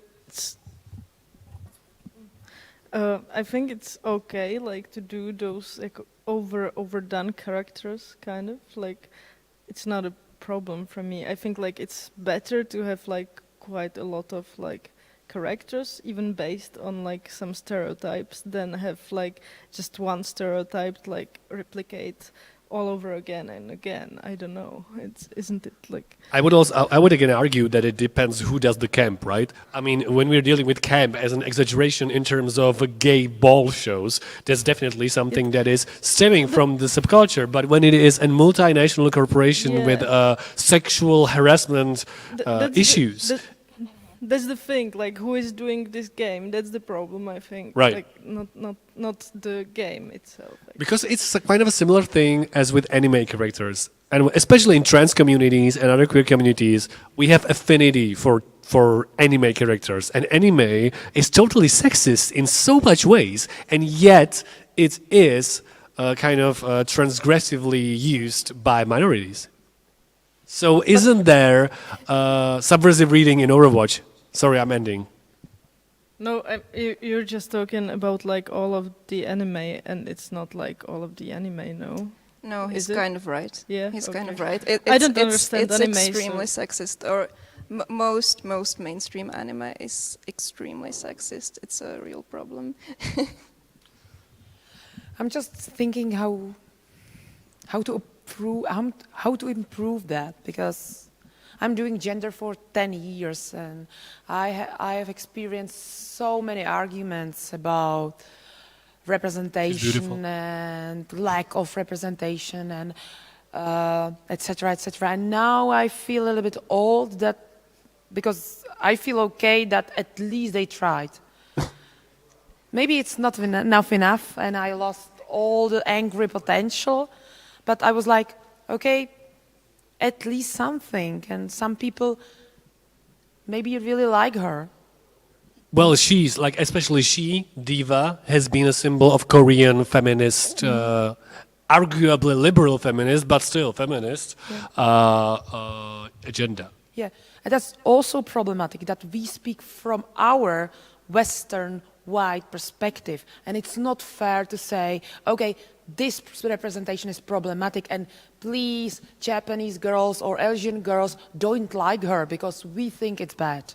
Well, that's quite problematic. Yeah, well, the book actually argues that this is the point that the point actually in case of Diva especially is that from the westernized point of view, she is like this object of desire where she's like small, slim, like still powerful but still like approachable orientalist whatever figure. But in terms of Korean market, she is actually like a heroine.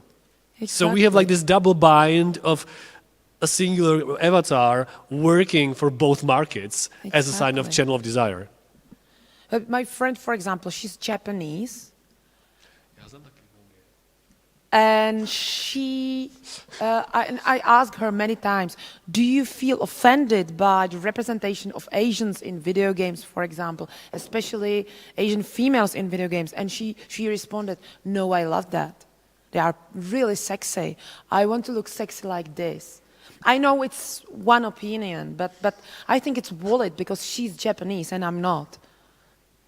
I also think that the problem is that, like in the Western world, the Asian girls are more sexualized like than anywhere else. You know, like it's just like there is a lot of like guys who really are into like Asian.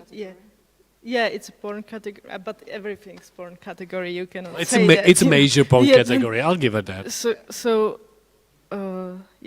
I think that's the problem, like that we are seeing them as sex icons, but like because it's so used to be like this thing. I don't know. Yeah. But the truth is also that the relationship with sexuality in Japanese culture is completely different. So we are talking about cultural appropriation, in fact, or stealing their understanding of sexuality and improving this understanding of Asian sexuality and applying their understanding to our cultural standard.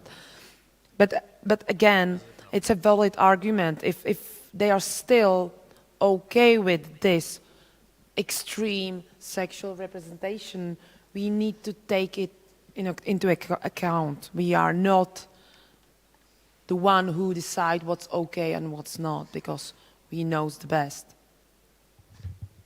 Technical question. Is there any way to stop the computer from talking back to us? I cannot mute it, right? Because it's... To nemůžu... Můžu? Tak dobrý, tak prostě tady poslouchám. Díky. Počkat, a ono proč to hraje dál do píči? To je fakt nejhorší. Ne, pardon, to se fakt nedá, jako tady to. Technická přestávka. I just like before I try to fix that, just one thing that we will be going into the indie territory really soon is the dissonant liberation that is present here. One of the members of our group, Max or Maxine, we actually talked about this character, which is from Apex Legends. The character is called Bloodhound, and you guessed it, they're non-binary, which is like doesn't make any real sense in terms of the gameplay. It's about nothing as like honestly in the game world. But Maxine says that it makes them comfortable a little bit to play this character, even though they know it's like a complete like queer baiting almost, but it is important in some ways to them. So there's this dissonance while consuming this mass market products, and please feel free to elaborate while I'll fix the audio. I wouldn't say it's queer baiting. It's more of a like very typical stereotype for non-binary people that it's always a character who's not human or who's coded as almost not human. So like they can be non-binary because it won't be that offensive to the mainstream public. And but I don't think that there needs to be like a reason in the story or anything for the character to be non-binary. So. Yeah, obviously there doesn't need to be. I was just talking about how, I don't know, it's like, probably no. Okay, I'm not elaborating though. I would probably end up being caught in my own argument. But he has nice raven. Well, yeah, the raven's cool. And his abilities, or their abilities, I don't know, the pronouns from the official lore are cool. Yeah, this is just another Orientalist case. Anyway, we are next to Hades, which you asked to put there. And Hades is a very interesting and also problematic example of a recent indie game that is building a lot on Greek mythology. And it's basically about trying to battle your way out of hell with this guy who's called Zagreus. And it's a very campy game, I guess you could say, with the very exaggerated characters and all of the goddess and goddesses having like a very distinct, super... I think there's a word for that. Fashionable. No, it's not fashionable. Fabulous. Sparkling, fabulous. I will probably return to that. Personalities and styles. And yeah, does it work? Well, what's interesting for me in this game is a comparison to the previous game by the same studio, Supergiant Studios. Because the main character in this game is bisexual, which you can completely ignore if you play the game, and it's only revealed really far into the game, so most people don't even get there. But basically in their older game, which was called Transistor, the main character was a woman who was straight, and one of the villains who fought against her was very heavily coded as being in love with her, and this was presented as sort of a negative, bad thing. So basically, it was a stereotype. So for me, this shift from weird homophobia and straight female main character to the main character being bisexual was like good and interesting, and yeah. But it's also because of like like in these days, like it's everything a bit queer or gay, like because it's just more okay and no. Honestly, I don't know. Like this might be just a case of marketing. Like yeah. The fact that he's bisexual is not really mentioned there much, and it depends on the choices of the player as well. You should have seen all the porn with him and Thanatos. But there is also like a thing, like when this the first game you've talked, like the Transistor, it's from 2014 or like I don't know, but it doesn't matter. But I think like this like approach on like putting queer people in everything like is changing. So Yes, it is. I was just flashing Norman Reedus. back and forth in the presentation. I'm sorry. Okay. Okay. No, I'm sorry. Please continue. I won't do it any longer. I can talk when you do like weird stuff. Like it's not working. Okay, I won't. Okay.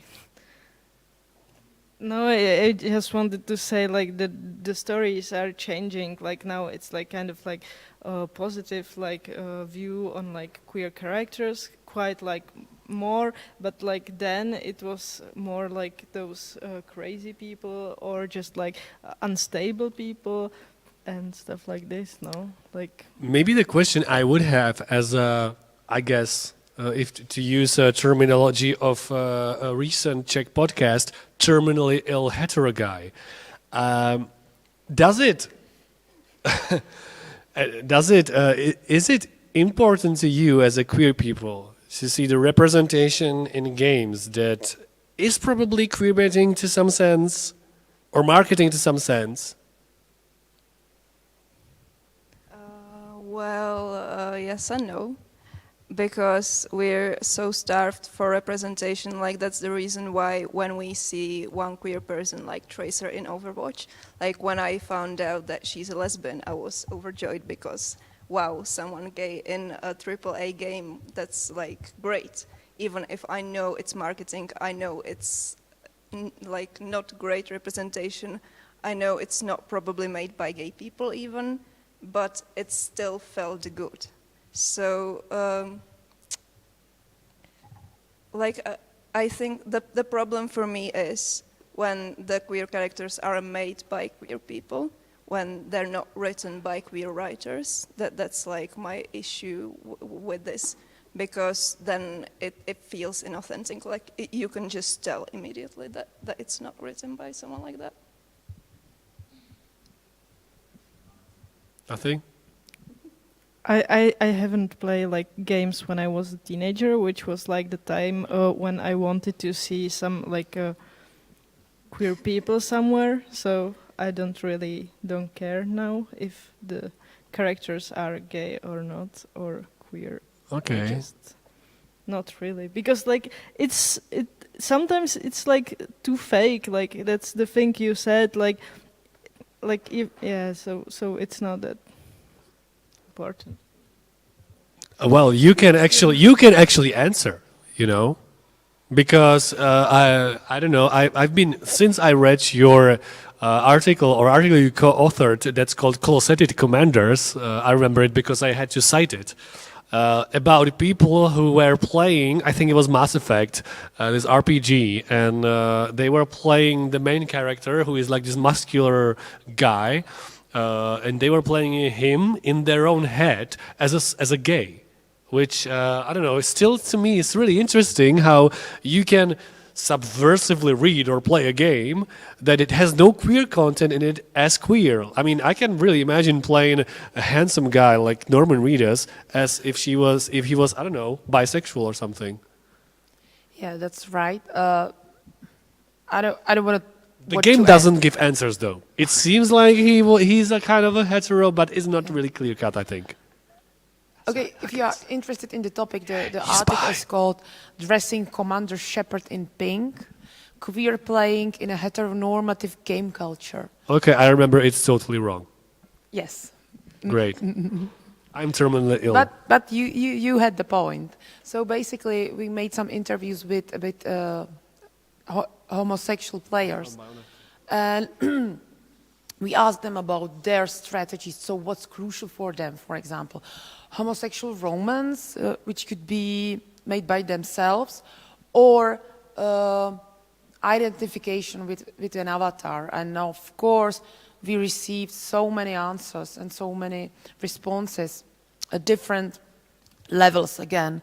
So we try to distinguish three queer approaches or three ways how to deal with the fact that according to the heteronormativity concept, we all believe that Commander Shepard is heterosexual. And I totally forget these three approaches, so you need to read the article. But Andrei was right that basically they try to imagine that Commander Shepard is gay, for example, or different characters are gay. So they tried, for example, at least buy him in GTA, I'm talking about GTA, buy him a pink t-shirt. So pink t-shirt was a symbol for them, symbol of the whole LGBT movement. So it was statement of the players we ask that this GTA macho character is gay because he's wearing a pink t-shirt, for example. So that's why we call this article like this. But I guess it shows the power of the queer reading of even normative works. But it also authors that, by the way. It also talks about like this thing when players which are not like heterosexual are buying like those special skins or wear on their avatars like those gay looking like what's the clothes, colors. Outfits and colors. So it's kind of like a tool to this like changing the the identity by the outfits.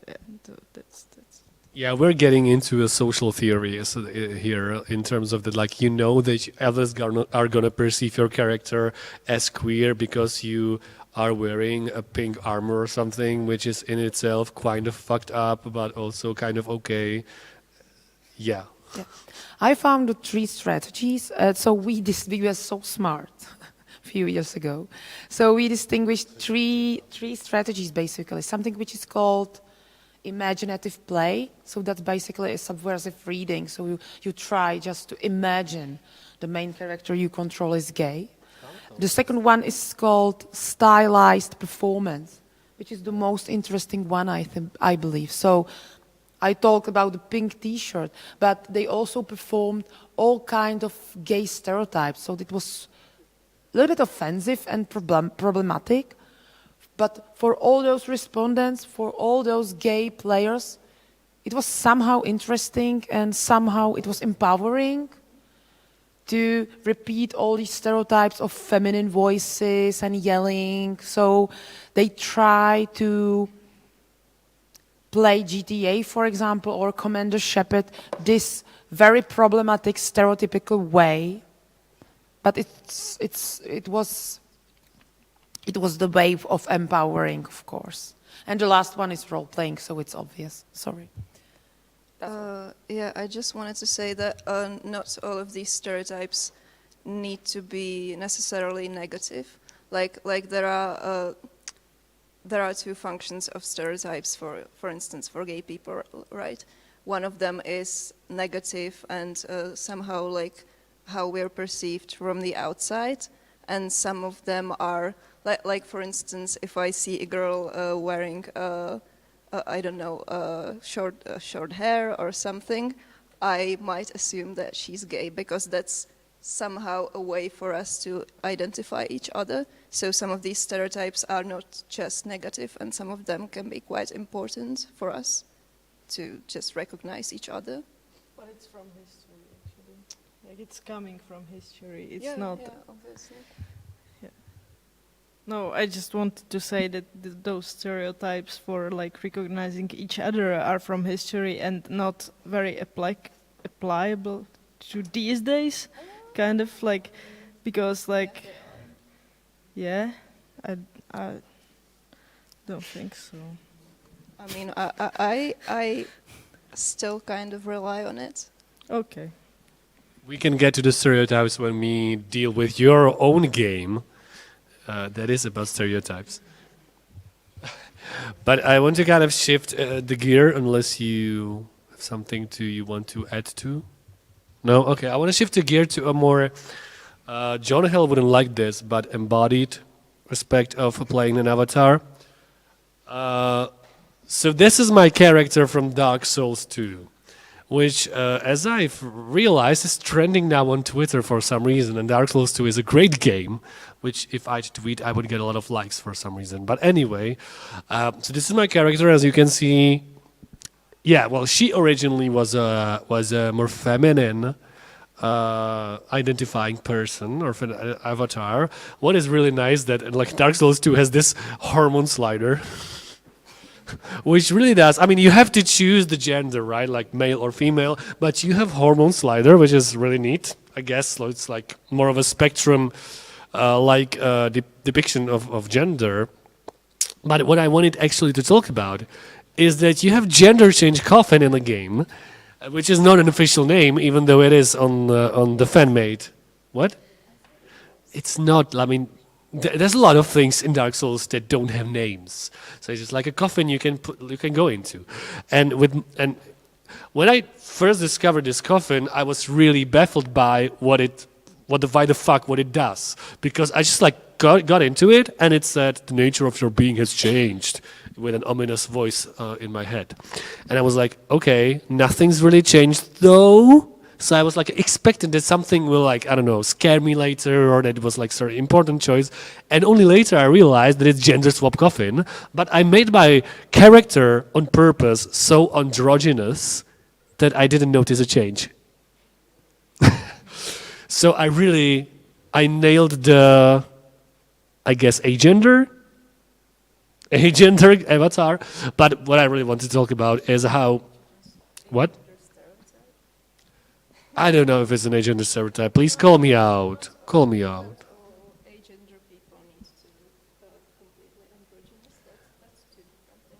But like, if coffin doesn't change you, then you're agender, no?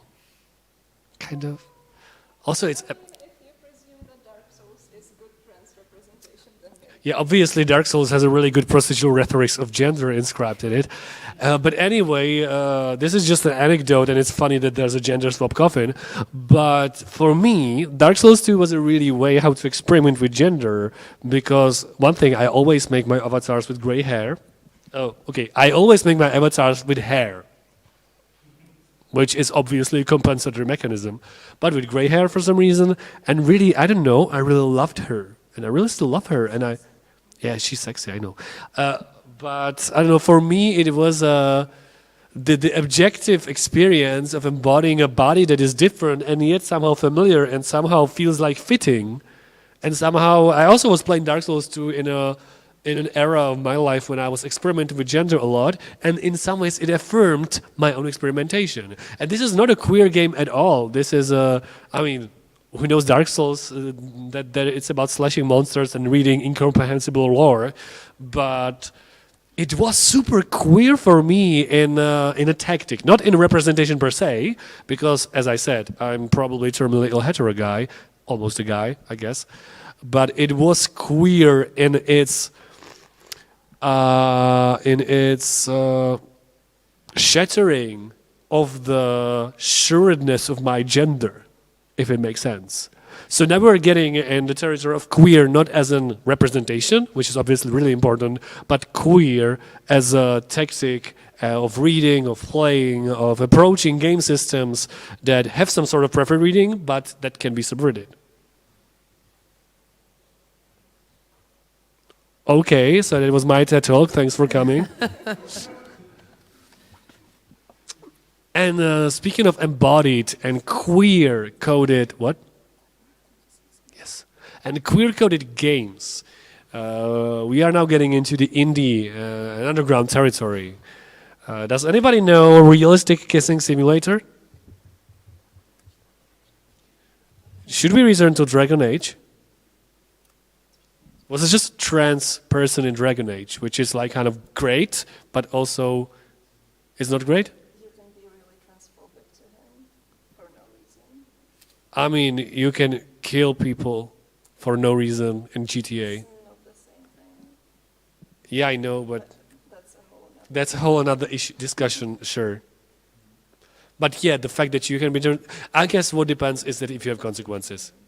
If you can be transphobic to people and then you don't have consequences in the game, then that's fucked up. But you wanted to say something? No, you know Realistic Kissing Simulator. Yes. Feel free to elaborate and describe it to our audience. So I know this simulator from the book. I'm pretty sure you know the name of the book. It's about queer experience, but but queer is also the fact you are bored, for example. So Queer avant-garde. Yeah, queer avant-garde. So basically, that's all I know about the game. That's a great example of a queer game because you don't know anything about these humans. They can be male, female, anything. Maybe they don't have any sex. Maybe they are aliens. They have 5 different sexes. So that's all basically. And that's the whole game. Your goal is to kiss the second creature. Yeah, the second creature, sure. But like now we're getting, and I don't know. I would be really like eager to hear your kind of response to what I'm about to say. Is what? Is it multiplayer? It is multiplayer. It's for 2 people. And you have to like kiss each other with these super long tongues. And what is, at least according to the theory, queer about this is that it unearths like the visceral embodiedness of ourselves. That now it forces you to reckon with the fact that you also have a tongue, and that tongue doesn't behave always the way you want it to, and that making out is sloppy, and it's not always so precise, and it's not always so beautiful as it is in the Hollywood movies, and that it's hard work. And queer approach to games and queering games is in this sense bringing into games topics and sensations and experiences that are transgressing the norms of fun, transgressing the norms of heteronormativity in games. So even though there is no representation per se at all, in this game it doesn't say anything about who those creatures or humans or whatever are, it is queer in its approach to the game medium. At least somebody would say. I'm quoting here, basically. So is queer something that can work without representation for you? I wouldn't call this queer. It's just not heteronormative. Like it's because in a lot of mainstream games, or in most mainstream games, there is heteronormativity built into the game, and it's not built into this one because there's no assumptions about who these characters are. Like they could be a man and a woman as well as they could be 2 non-binary people. So I wouldn't call it queer. Like I know in queer theory this like there's difference between queer theory and lived queer experience, I guess. And yeah, like for me, from my point of view, this isn't queer. This is just neutral, I guess. Like it's not burdened by stereotypes of our society, or at least, like I didn't play the game, so I can't say for sure, but from what I know, it seems like that. Okay.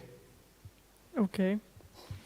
I just about this game, I saw another game which looks almost the same, but you have to eat like the other player's head. Now we're getting somewhere. So that's especially in porn games, there is a big there actually is a kink that is called vor, and that the kink is about fantasies of eating other people, not necessarily eating and digesting them, or also like eating them and incorporating them into your body, etc. And there is a very, very large scene about that, and especially you don't know that, but you created a link to my next slide about monstrosity and queerness. Hey. Because, you know, all the things we talked about before have been like more or less anthropomorphic, right? I know that there's a monkey in Overwatch, but still it's anthropomorphic and it can speak, so diffused. But now we are getting into the monstrosity theory, or like, okay, we're getting into non-human territory and like procedural metaphors for like trans life, and not just trans life, but also like feeling in a body that is in this game Dysphoria. But what is really interesting to me, because I've been reading about it lately, is this notion of monstrosity as a sort of boundary transgressing identification. And this is a game that's called Heaven Will Be Mine, and it's a mecha story. Mecha as anime genre with big robots, which I obviously love because big robots are badass. But this is retrofuturistic story where there's a couple of, I don't know if even they're bi. That's really weird to say that. I know they're queer as fuck, but I don't know if they're bi. So 3 queer women, and they like fight each other with robots, and they encounter each other like intimately, but through their robots, which they're referred to as a ship self, I think. So now we have a multitude of like cyborgian, Herawian self-identification with some sort of outer skin that is also monstrous, and it can, I guess, work as sort of a metaphor of, I don't know, feeling inside of your body that is transgressing boundaries just by existing in the heteronormal society.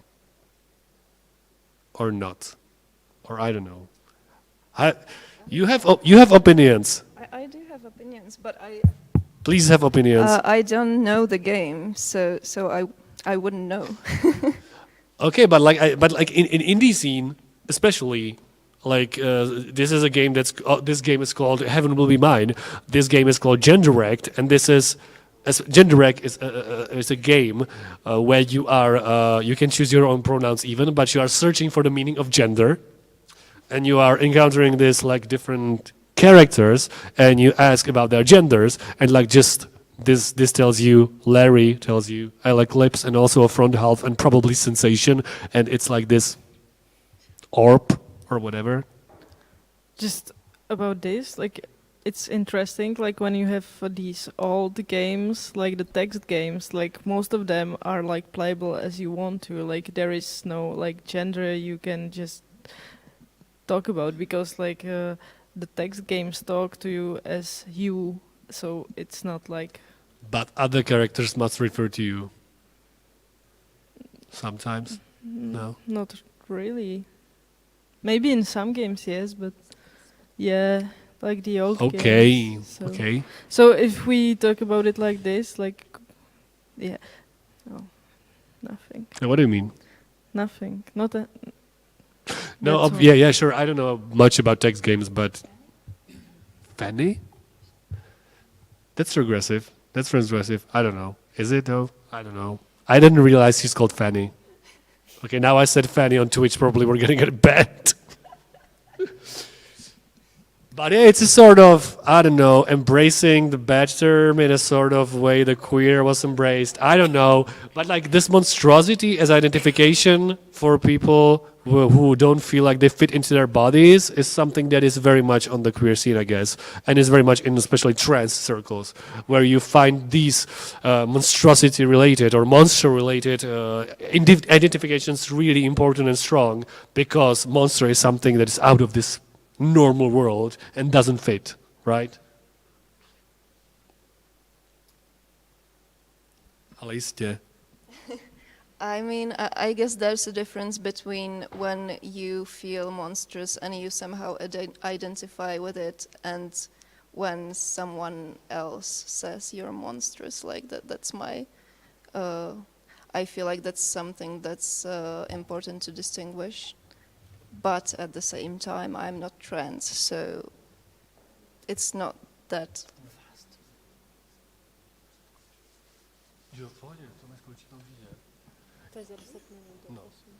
So, yeah, you're totally right. And also circling back again and again to the fact who made the game. Like Genderect can deploy Fanny and can use monstrosity because it was made by a queer person, and it is a really small game that's really made in some sort of itch.io independent bubble of queer people. The same goes for Hardcoded, which is made by a team, it's like a larger team, but incorporating trans people. So if I don't know, if Ubisoft would made a game about trans cyborgian sex worker, that would have been really fucked up. But when it's made by a small team, you can really see the honesty there. Even though I'm not arguing that every representation from a minority group is not problematic, but it is important. And this is just like another example of not monstrosity, but like, I guess, non-humanness, where this game aligns with some sort of contemporary philosophy, for example. We're going to skip Lim. And now this is your game. But it's here just like to have the variety of stuff. But please feel free, I don't know what this game even is. It's just old game. It's Wow. Manic Miner, Manic which Miner. is very classical ZX Spectrum game. Manic And- Mineress. Manic Miner, I don't know. Yeah, but he's just like few pixels, so I feel like this interesting thing that the old characters were just a few pixels and we still could like rely with them. So that's it. That's So all. let's go Pechakucha style. 20 seconds limbo. I don't know. Well, about you put this. limbo there. Yeah, but it was just like I thought it will be more like this fast thing, Right, and then okay, we so just limbo. became like a bit philosophical and stuff. And yeah, Okay. Yes, well, this is better. this is better a bit. Yeah. Night in the Woods, top left. And what? What? Night in the Woods, top left. Yeah. Okay. Yeah, and yeah, but this page is about like those bike. I don't know what's the stories where animals are like both of the games, like Night in the Woods, and also like what's Short Hike. Short Hike. Yeah, it's like those are games where you play like animals, but the animals are like they're acting like people. So it's this like approach where you just do like people characteristics on animals, and those animals are like I don't know. Archetypes, I guess. Yeah, in some kind sense. of, And yeah. it's easier to identify and with an animal. They do like they have the feelings as people, especially in Night in the Woods, where is like very present, like the depression and like this nihilism of life. And on the other hand, like the Short Hike is very, very like short and not funny, like simple. Yeah, simple and calming game where you just are in like the nature and fly, and in the same time you are talking with another animals. So it's just like nice. I also think case could be made that a game like Short Hike, where you don't have to be violent or you don't have like a Yeah. really special goal, could be queer by itself. Yeah, that's very nice. We have a heavy rain though. Do we want to talk about Elliot Page? Yeah, maybe it's just like a weird thing where like this game designer used like a real actor to like make a character. So this avatar becoming like not an avatar anymore. But Right, it's weird because you cannot. Yeah, that is. Yeah, it's the same like with the Death Stranding example, where it's really weird to identify as Norman Reedus. Yeah.